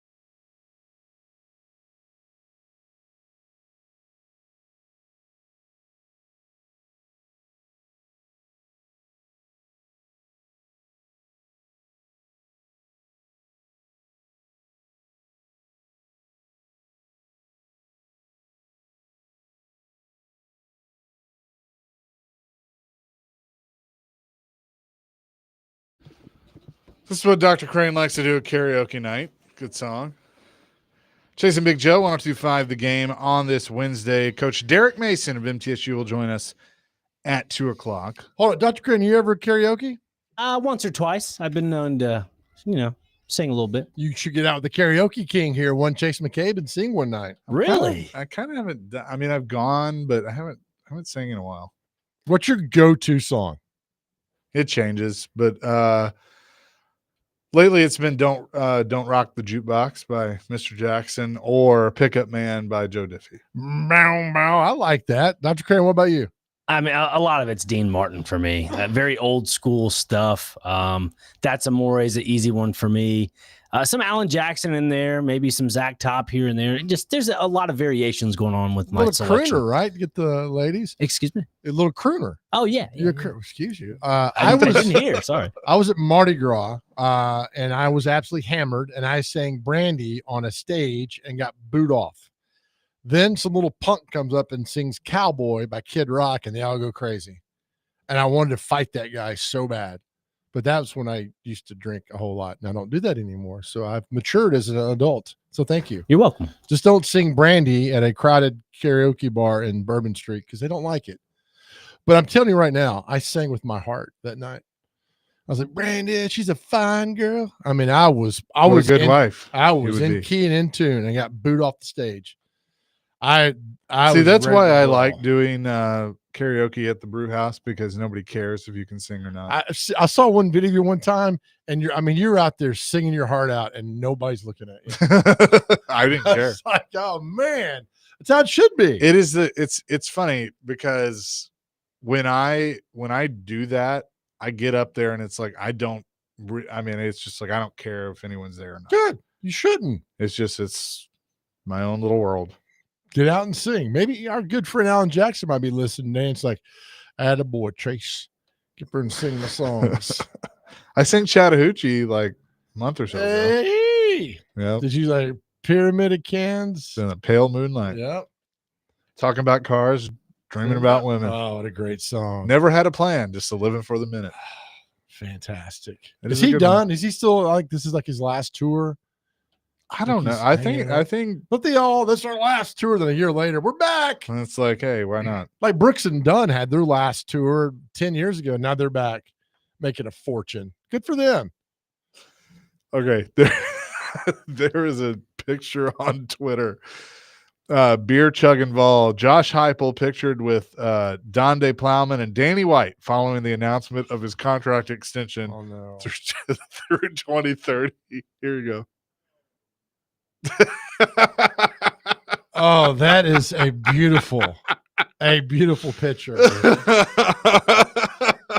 Damn it, Heupel. Get out there and win some damn games. I can't see Bobby Hill and not see Josh. Oh, that's an awesome picture. Oh, wow. I mean, even when he was like 2 feet away from us at SEC Media Days, that was like, oh God, don't laugh. In my head, I'm like, it's Bobby Hill. I can't see it. Don't laugh. Don't laugh. Don't laugh. Because that's the first time I've actually met him.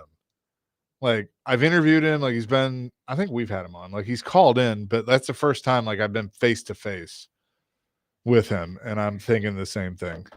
He's ready to fight you that day. He had a little swagger that day in SEC Media Days. Yeah. But he knew it was coming.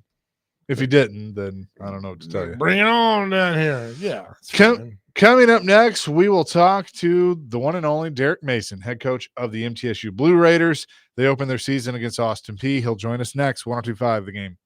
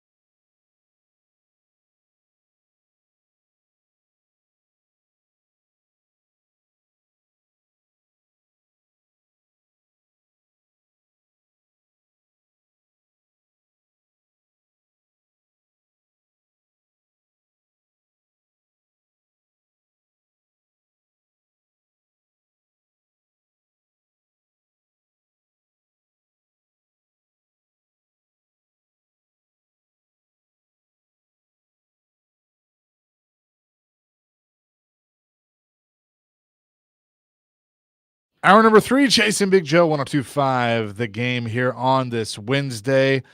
Hope you're having a great day so far. He's Big Joe. I'm Chase McCabe, Dr. Crane, Nick Frazier on the ones and twos. Coming up Saturday at Floyd Stadium down in the Borough, the Blue Raiders of Middle Tennessee open their season against the Govs of Austin Peay. We say hello now to our man Derek Mason, head coach of the Blue Raiders. Coach, I know you are ready to kick the ball off and get another season going. How you doing? I'm doing well, Chase Big Joe, man. Good to see you. Good to hear from you. Yeah, absolutely. Austin Peay comes in here, good team, going to give your team a good test to start things off. But what are some things you've seen out of your squad through camp and practice make you feeling good going into this season? Well, we just try to put days together. I thought this group has done a really good job of just working on the things that we talked about, you know, how we want to run the football, how we want to play defensively, being able to be physical on special teams.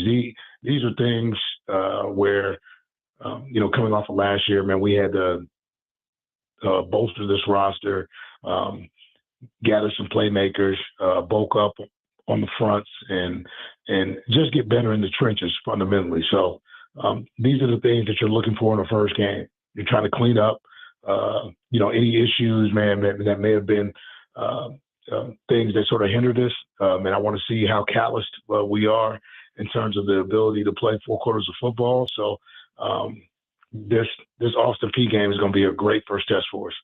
You know, you talked about bolstering the roster, the offensive line in particular, I know was an area that you really wanted to address because, like, I watched Nick Vattiato.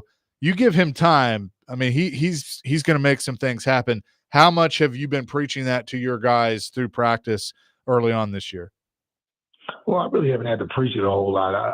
I think they know. I think Nick's got a body of work where I'm like, they understand that, you know, when he's upright and when he has a chance to have time or feel protected, you know, he can be surgical. So, you know, like the thing that this group has done, I think they've spent more time with each other.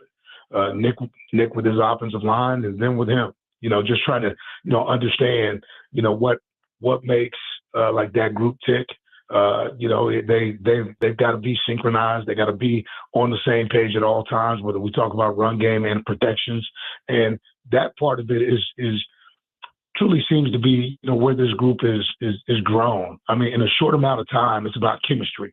And so the chemistry's been good. They've worked at it every day. They've taken it, you know, from the classroom and off the field to now this ability to put it on the grass, and we get a first opportunity versus Austin Peay to let it go. We're talking MTSU head football coach Derek Mason on the Chasing Big Joe show. Coach, I'm excited about a guy on your defense who I think might remind you of you when you were in college, Alex Mitchell. I mean, the guy just makes play. He made plays at Chattanooga. He's got the green dot. I mean, the guy is a hell of a player. When am I far off when I'm saying I see a little bit of you in this guy? I mean, this guy's fiery. Well, I'll tell you what, he's a better player than me. I think the things that I see, I think the things that I see in Alex are like exactly that. You know, when you watch this film a year ago and we went after somebody, he had all the attributes. He knew how to command. He knew how to play the position. He plays with this veteran savvy. He makes plays, and that's all he's done since he's been here. He showed up every day. Him and Parker Hughes have actually developed a strong chemistry and bond between those two. Generally, you know, you're trying to see, you know, if there's going to be some friction between who's the alpha, but I think they complement each other. You know, like they're different players, but they like the same things. And so with that, to have, you know, Alex and Parker, and then looking at, you know, Muez Byard and Corey Smith, this is a linebacker room that I think is poised to have a great year. They challenge each other. They play hard together. But Alex has turned out to be a glue guy. He's something that we needed. And I think he's going to push us through the season for sure. Absolutely. Let me ask you this, Coach. You take on an Austin Peay team when they've got so many guys, 50, 60 new guys in there.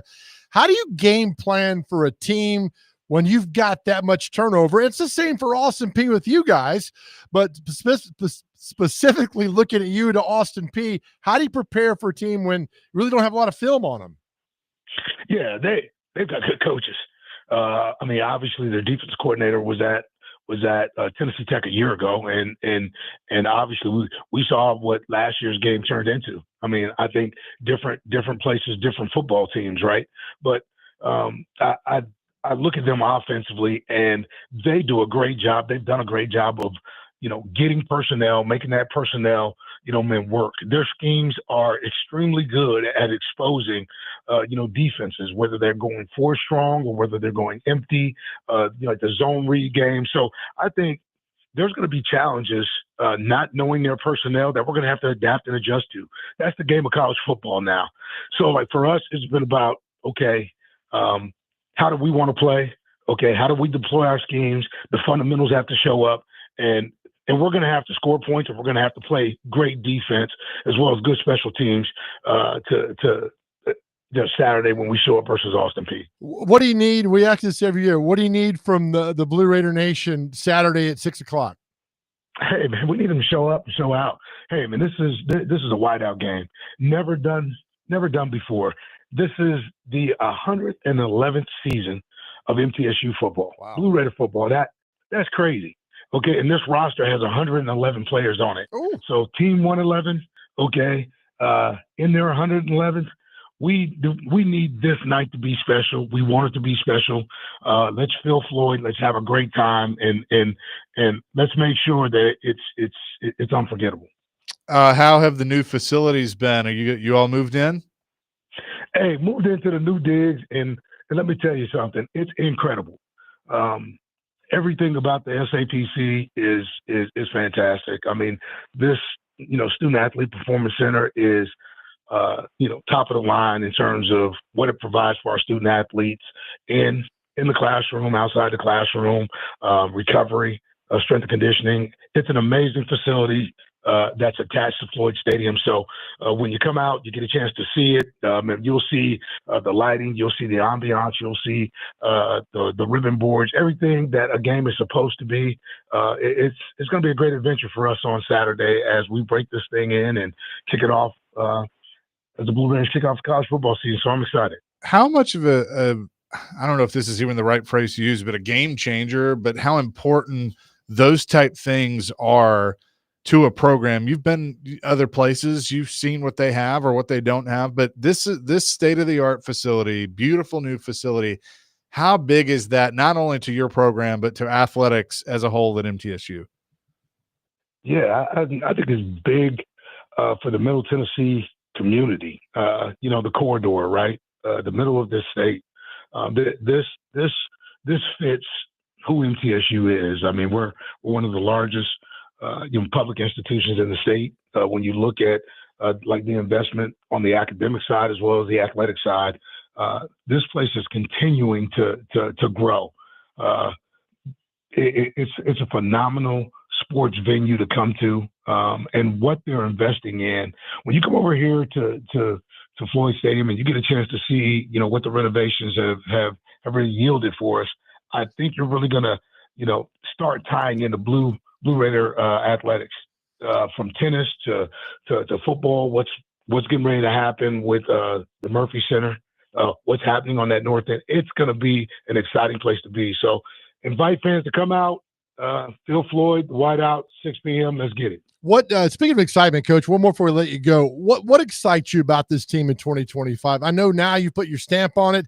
Last year you were coming in, it's kind of rough. We understand that, but now you got some guys in place. You're now going to your second year. What excites you about this Blue Raider football team? The consistency, right? I think from year one, like to year two, not a lot of turnover in staff. Schemes have remained, but they've been refined to fit our athletes. We've been able to bring in, guys who fit, with the 49 guys that we retained in this process. And I believe that this is truly like the beginning, like for us. I mean, last year we had to work towards building foundations of what we wanted to do, and now it's the speed of trust. These guys trust, what we're doing, and now what we got to do is just, show Blue Raider Nation and everybody else exactly who we are and what we planned on doing. So we get a chance to kick it off. I'm excited. Let's go. Coach, Joe and I want to know if you'll let us design a play for you and if you will actually run that play at some point. If you can design it and get it to me by 6 p.m. today, you got a chance. Okay. How do you feel about the wing tee? Because that's where we're going. Hey, you know what? This is what I can guarantee you.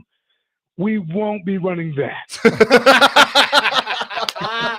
Yes. That is the perfect answer, Coach. We're looking forward to these talks with you, and also the game on Saturday and the whole season. But best of luck against Austin Peay. Thanks, guys. Let's go Blue. Absolutely, Coach Derek Mason joining us here on the program. They will take on Austin Peay coming up on Saturday. You can hear that game on Totally Hits 93.3 and all the coverage with Chip and company, including Big Joe. Get underway at 4:30 again on Totally Hits 93.3. So looking forward to that. And we'll be on the trip headed to Wisconsin. So he doesn't like the wing tee. So Okay, well then you know that, and then you we could can decide something work else. on that. We'll figure something else out. To the Fumble Rooskies always. Although they banned that. By the way, the last 2 seasons, the opening game at Middle have been delayed for hours by weather. I mean, hours and hours. The game against Murray State in 23. The game against Tennessee Tech last year, delayed. Please, Lord, let them play Saturday night. Let's have a nice crowd down there. It's going to be a beautiful night for football.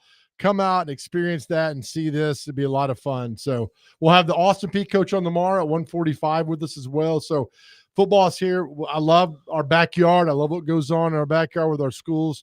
So really excited about the game on Saturday night.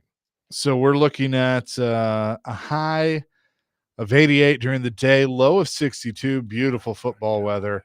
Yes. Clear to partly cloudy, winds northeast at 5 to 10 miles per hour. Look at you, Chase. Weather and traffic at the top of the sevens. So I think we'll be okay. Good. 5% chance of rain, so should be good. Okay. Should be good in the borough. Should be good on West End. Should be good down in Atlanta What are you under doing a dome. Saturday? I'm sitting at home watching football all day. Listen, I'm just gonna. I'm. You told me.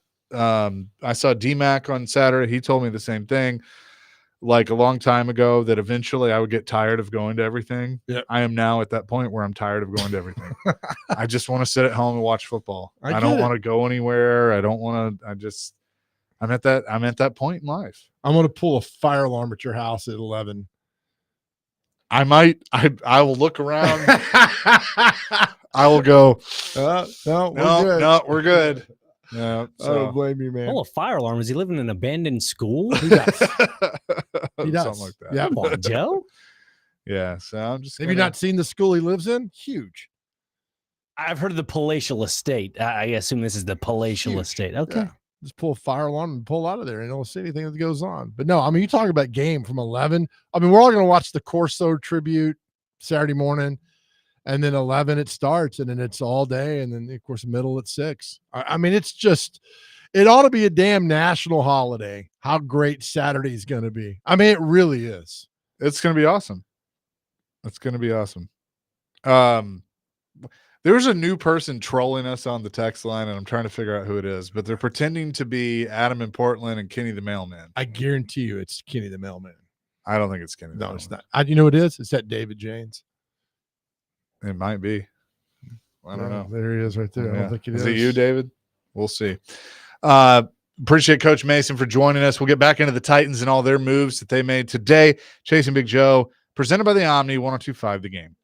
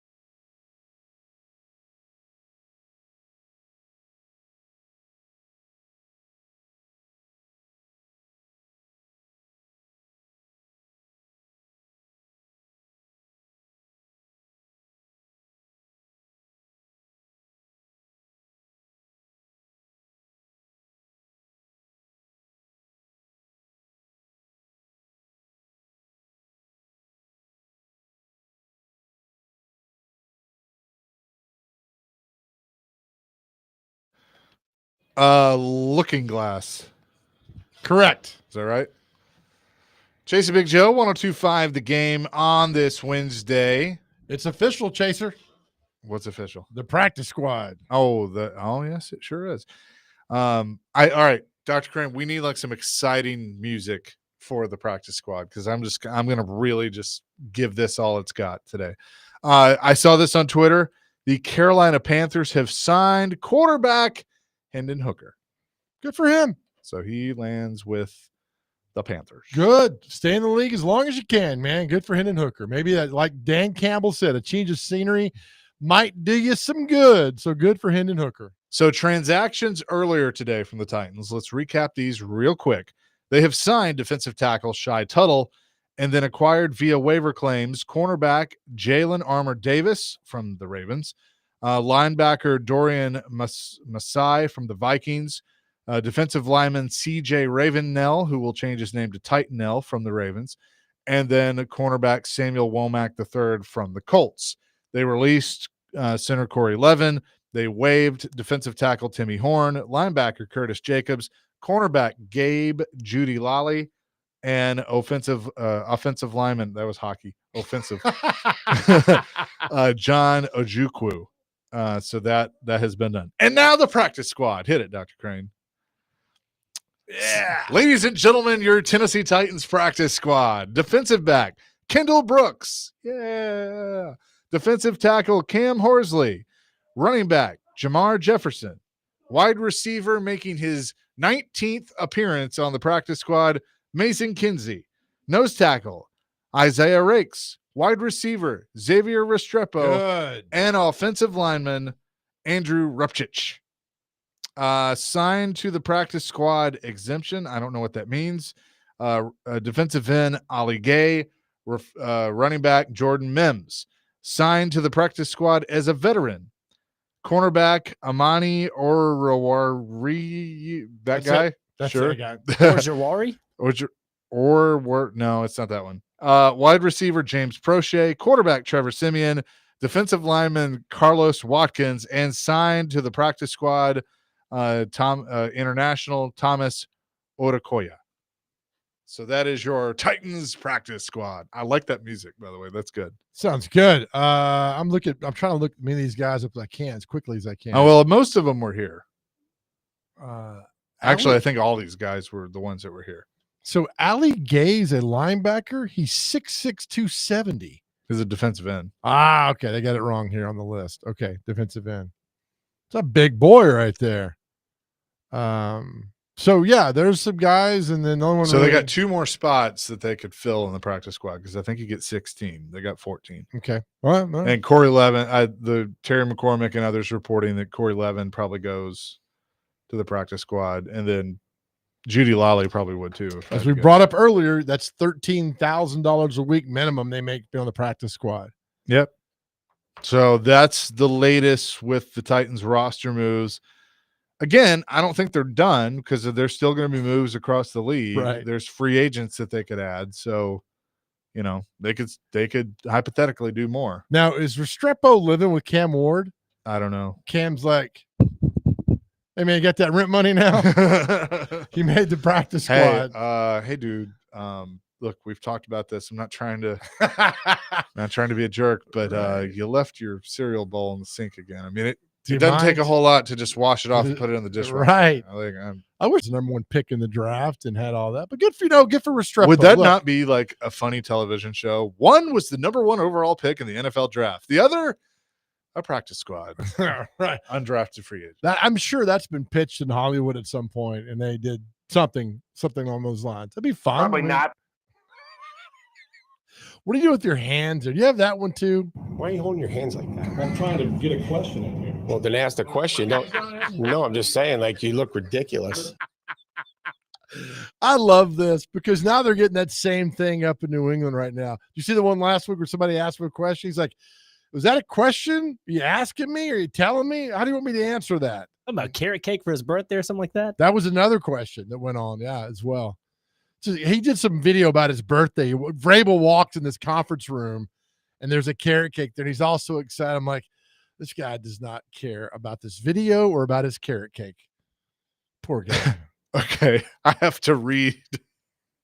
All right, Mark Schlereth. We're all familiar with him, Yeah. right? Okay. So he quote tweets this quote from Urban Meyer that says Shedeur Sanders isn't just a player, he's an empire. If I were an NFL coach, I'd build the entire team around him. People may not like the spotlight and flashiness that comes with him, but I've seen enough to know this is the guy who will lead a team to greatness. He doesn't just play the game, he changes it. That's Urban Meyer. Thanks, Urban. Mark Schlereth says this may be the single worst analogy in the history of football. He he then says, I clogged the toilet at the Broncos facility in 1996, and that dump in the toilet lasted longer than in the NFL than Urban Meyer. Oh yes, that is awesome. why Mark would Schlereth, why would Urban put that out there? because Was he's just awful. trying to stay relevant. It's just like, I don't know. It's again, it's why I've jokingly said the term hot take is banned, because I'm just tired of just throwing things against the wall to see if it'll stick. And it's like, have an opinion, have a conversation, whatever, but like just dumb stuff like that. Whew. Now, when the Browns team is 2-7 at some point, yeah, put him in there and see how he could do. Look, I don't know anybody's rooting against Shedeur Sanders. I don't know anybody. No. If you are, that's fine. You're wasting your time. If he goes out and be successful, that's great. Good for him. Good for that young man. Good for the Browns fans. That's fine. But not until you do something. That's like Cam Ward. I mean, I need to see something. You've got all the accolades and the honors. That's fine. Let's see you do it now on Sundays. That's all that matters. What you did in college does not matter now. It's about Sunday. 100%. Terry McCormick with an interesting take on Mason Kinsey. I know how this is going to play out. 3 more years in the practice squad with call-ups here and there, and then the Titans will just make Mason Kinsey a member of the coaching staff. Getting paid hundreds of thousands of dollars. Beats work in the corporate world. Yeah. Good for you, man. That is very true.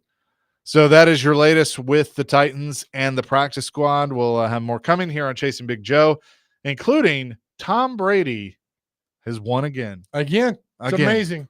We will discuss that coming up next. Chasing Big Joe, 102.5 The Game.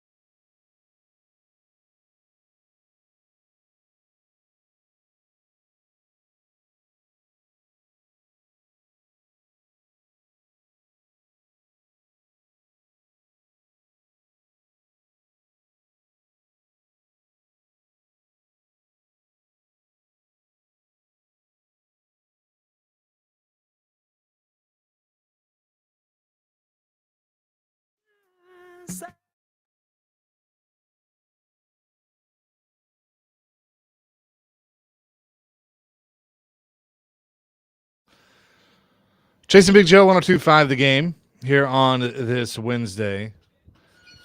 That's some Hall & Oates. Feeling good on this Wednesday. Tom Brady has won again. Did you know what he's won? Yeah, that's crazy. He can go in the production meetings now and meet with other teams. He was unable to do that last year because of a rule that since he had part ownership of the Raiders, even with his duties with Fox, he couldn't do that because of competitive advantage. But I guess they've changed their mind. The NFL is relaxing some of its restrictions surrounding Tom Brady and his role as a Fox broadcaster, allowing him to attend those production meetings. He's a partial owner of the Las Vegas Raiders. When a broadcast crew meets with that game's head coach and key players, he'll have to do it remotely. That he'll still not be allowed to attend practices at team facilities. Brady will be allowed to interview players off-site, the source said. His contract at Fox, 10 years. Yeah, he's making more doing that than I think he did as a player. $375 million. Now, some of these restrictions had been lifted for last season's Super Bowl, which Brady was on the Fox broadcast and allowed to attend production meetings for that game. Among other restrictions on Brady last season were prohibitions on publicly criticizing game officials and other teams being subject to NFL's anti-tampering policies. I mean, he gets there, gets to do things and gets extra information and to call the Raiders and say, here's what's going on. I mean, come on. No, he doesn't. Right? I guess. Mark Davis called. What'd you learn, Tom? I didn't learn anything. Yeah, what'd you learn? A little tidbit? You know what? Come on, man. It's advantages. Well, here's the thing. If you're going to cheat, you actually should probably win if you're going to do that. Yeah, so if he gave them competitive advantages last year, I don't think it worked. I mean, yeah, right. I don't know what goes on, but he's put himself in that situation by doing that. And I really don't think he wants to call these games. I think it's kind of about like, I got to go do this. It's not like I want to do this. I don't think he does it the length of the contract. No. I mean, he did fine. Like, I think a lot of people were. He got a little bit better, but I still like why is everybody banging on Romo? I like him. I don't know. I liked it too. I liked it when he predicted plays. He did it nonstop. And then it came out that Nance wasn't really a big fan because I just thought their production was clean. And that's what I want out of an NFL broadcast crew, a clean production. I don't mind that. So it's our daily Chase watching the Cowboys documentary update. So I'm watching last night, and it's the episode. It's called "The Blow Up at Valley Ranch." So it's when Jerry fires Jimmy, and are they mutually agreed to part ways, whatever. And so with all of this, you may remember going into the '94 season, Fox, and Jerry was a big part of this, sniped CBS and took the NFC games. Right. And that's when Fox came in. Well, do you remember who they hired for the studio show? I do not. It was Bradshaw, Howie Long, and Jimmy Johnson. Okay. And so Jimmy, is a part of it. And like Switzer's talking about, well, Jimmy's going to criticize, and he did. He kind of criticized Barry a lot and the Cowboys and stuff. But anyway, the reason I bring that up is they did a good job because you had a guy that just won a Super Bowl as the coach. Howie Long had just retired. Bradshaw had been out a little bit. I think he had been with CBS, and they brought him in. But now you think about it, like Howie Long and Terry Bradshaw are still on the Fox pregame show, which is fine. But I think you need more of these guys that are recently removed from the game because the game has changed so much. Like, that's why, like, stop hating on Romo and Brady and these guys. It's like, I would rather have them than guys that haven't played the game in 30 years. Well, I mean, who's out there that you would get? I mean, Sean McVay will be great. When he gets on the Rams, coaches, I can see Pete Carroll doing it. I mean, granted, he'll be older, but he'll be just removed from the game. I think he'd be good. I think somebody will try to get Andy Reid when he's done. I don't know how good Andy's going to be at it, though. Show me one better than Sean McVay. Sean McVay. No, McVay was good. Sean Payton was good at it. The 1 year he did, or It's 2 not years, bad, whatever. but McVay was such an innovator with the passing game. McVay will be really good. But Matt Stafford.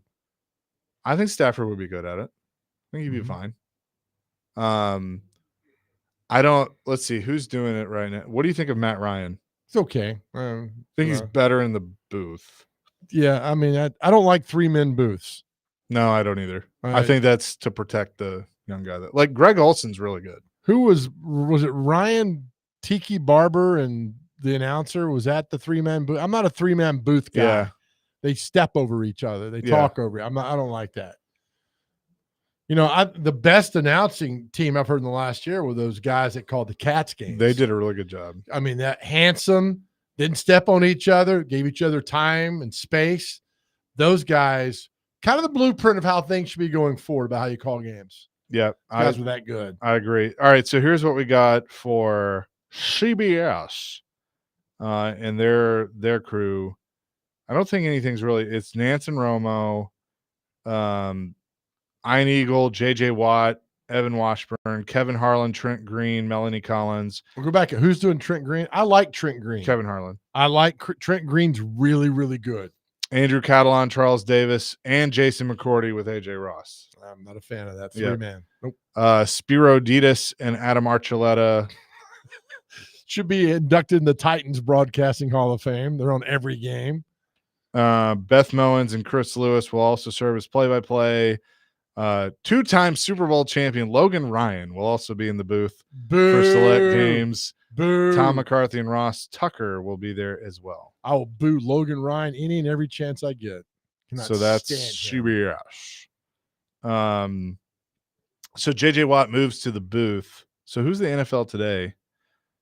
James Brown will be with Bill Cowher, Nate Burleson, and Matt Ryan. That's who they have? Yeah. I like Boomer. I like Boomer too. Boomer Esiason was great on that show because he's so upset and pissed off at the world that he did great. I'm okay with having Howie Long's still fine. I think Bradshaw has kind of, but he's funny and reads highlights because he can't read highlights anymore. I know. By the way, you'll watch your mouth on Howie Long. I said I think he's fine. He's the greatest defensive lineman. I think he's fine of all time. He does fine. All right, for Fox, Kevin Burkhardt, Brady, Aaron Andrews, Tom Rinaldi. Joe Davis, Greg Olson, Pam Oliver. They're good. Mm-hmm. Kevin Kugler, Daryl Moose Johnston, speaking of the Cowboys, and Allison Williams. Kenny Albert, Jonathan Vilma, Megan Olivia. Chris Myers, Mark Schlereth, Jen Hale. Adam Amin, Mark Sanchez, Christina Pink. It's okay. I like who's calling games with Schlereth? Adam Amin, or no, with Schlereth, Chris Myers. Yeah, Chris Myers harkens back to when ESPN Sports Center days was back then, so I don't mind that. And then the NFL, the studio crew is Kurt Menefee, Terry Bradshaw, Howie Long, Michael Strahan, Gronk, and Jay Glazer. Love Gronk.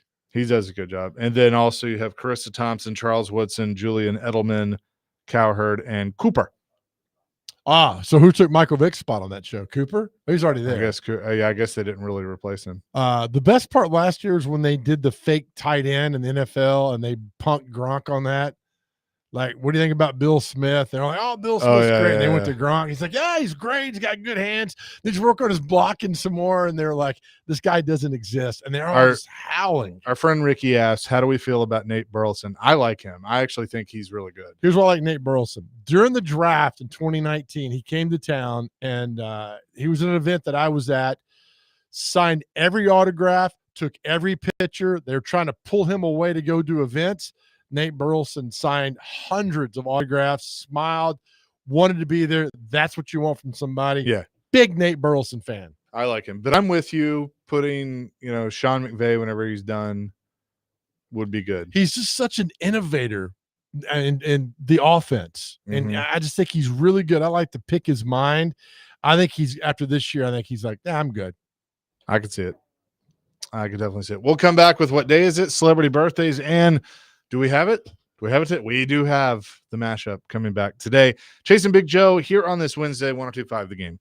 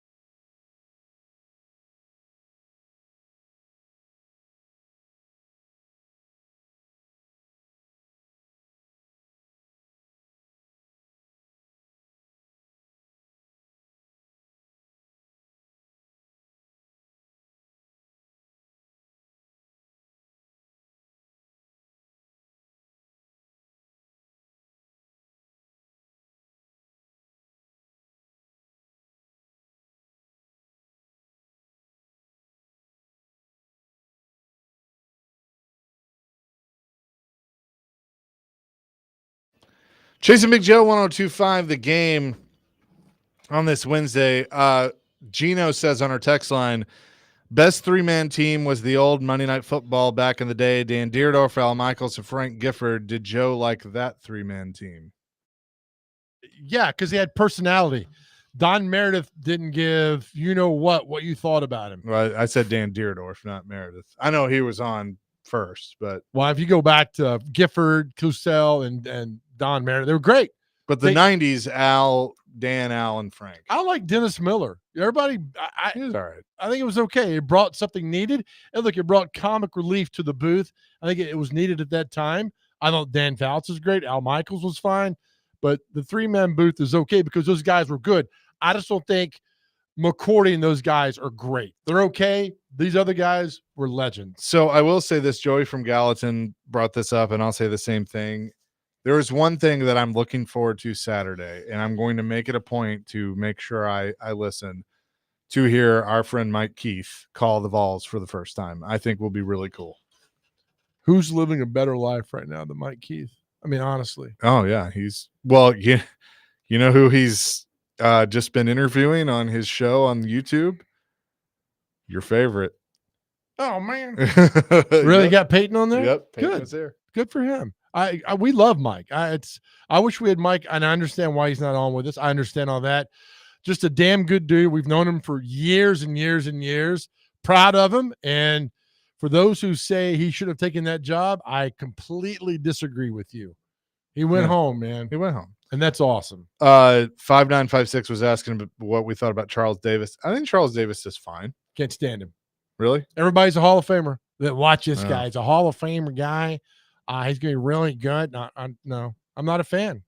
It's okay. I don't That's like fine. them calling That's games. fine. That's fine. That's fine. Now, I like the Charles Davis that went to McGavick and played basketball at Vanderbilt. That Charles Davis is much better.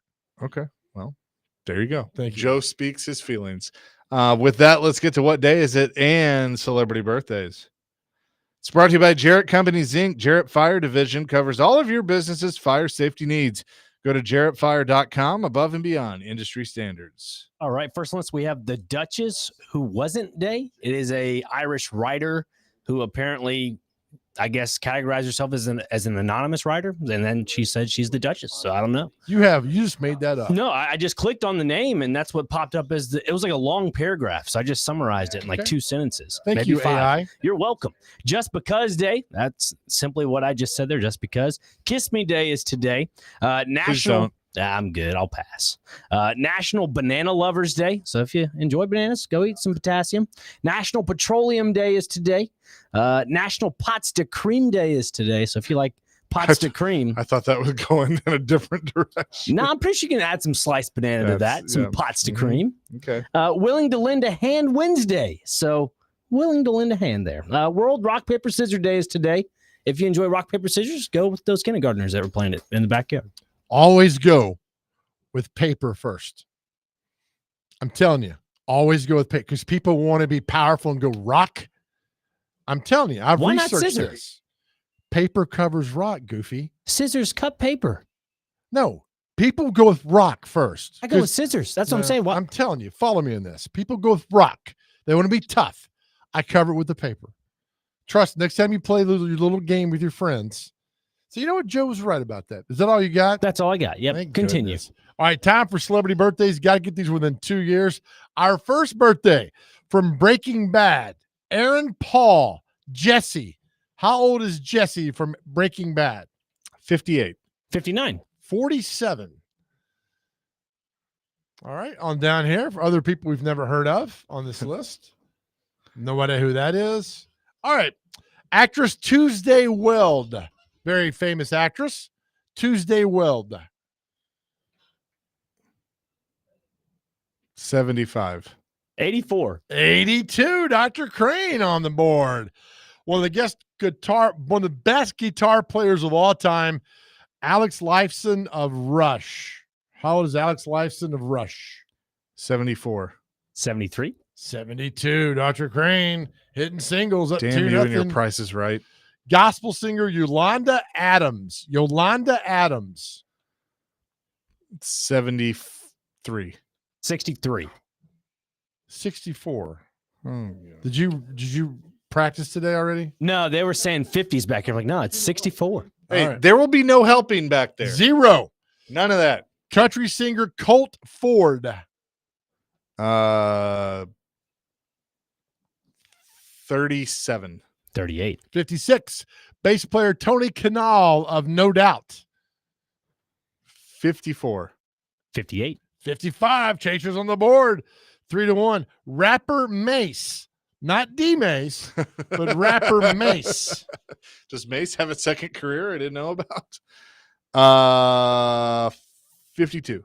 55. 50. Now 3-2. Bossman's back in here. Singer Mario. That's a Mario. 42. 45. 39. Downtown Julie Brown, MTV VJ. 67. 73. 62. All right, we only got 3 sports birthdays. Here we go. Bernard Longer. Bernard Longer. Golfer. Yeah, Longer. I don't know. Langer. 74. 73. 68. Bernard Langer. There we go. The Fridge's brother, Michael Dean Perry. 61. 63. 60. Holy cow. We're tied at 3 in our last birthday. Hall of Famer, former Indian slugger, Jim Thome. Ooh, that's a good one. 55.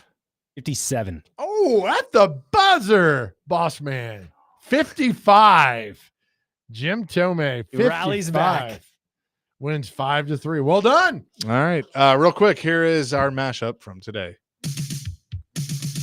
And a good Wednesday, everybody. Welcome in Chase and Big Joe, 102.5 The Game. He's Big Joe Dubin. I'm Chase McCabe. Dr. Crane, Nick Frazier back today behind the glass. Hope you're having a great start to your day. Patriot Pat. Bring it back. Yeah. Pat Patriots. Look, how Or many Pat Patriot, yeah. how many logos do 2 things for you?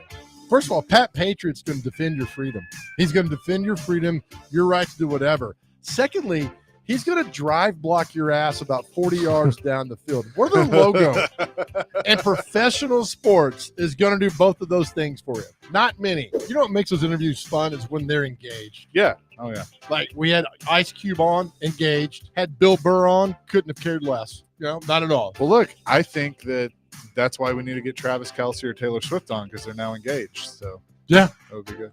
Oh, my God. You walked right into it. I mean, this new writer you've hired, Chase, not sure I like this guy or not. I don't know what's going on there. Hold on, Dr. Crane, you ever karaoke? Once or twice. I've been known to, sing a little bit. You should get out with the karaoke king here, one Chase McCabe, and sing one night. Really? Lately, it's been "Don't Rock the Jukebox" by Mr. Jackson or "Pickup Man" by Joe Dick. I like that. Maybe our good friend Alan Jackson might be listening, man. It's like, attaboy, Trace. You're singing the songs. I sing Chattahoochee like a month or so. Hey!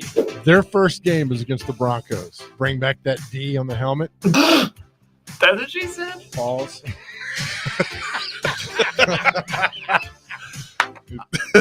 I'm telling you, man, that D is awesome. It is all. I mean, I love the D's that. awesome. Huh? Yep, it sure is. Big time. Go back to that. We don't want to see the Bronco horse. That's Urban Meyer. Thanks, Urban. Mark Schlereth says this may be the single worst analogy in the history of football. He then says, I clogged the toilet at the Broncos facility in 1996, and that dump in the toilet lasted longer than in the NFL than Urban Meyer. Oh, yes. That is awesome. Very good. Thank you. That was a good one. That is going to do it for us. Andrew, I'm sorry that, for 3 minutes we decided to have a little fun and not talk about the practice squad. So there you go. Man, he's going to let us know every day that he doesn't like fine. this. We can talk about the same stuff over and over and over and over and over and over and over and over and over again, or we can have fun. So that's what we're going to do. But thanks for listening. Thank you, Andrew, for listening. Let's Hey, go as do we it. leave our show every day, to our guys out there, we talk all the time. If you're struggling, please reach out and talk to somebody. Know our world's a better place because you are here. We go through some bumpy roads, some bad things here and there. But remember, every storm runs out of rain, and we need you here. We need you here. Just go to theGameNashville.com, click on the Chase and Big Joe show, find the drop down for Unity Psychiatric Care. Help is around the corner for you. And we tell you all the time, we love you. More importantly, more than anything else in this world, God loves you. Amen to that. Peace, love, rock and roll. DVD is coming up next, and they will run through who all the Titans signed today. It's Chase and Big Joe back at it tomorrow at noon, 102.5 The Game.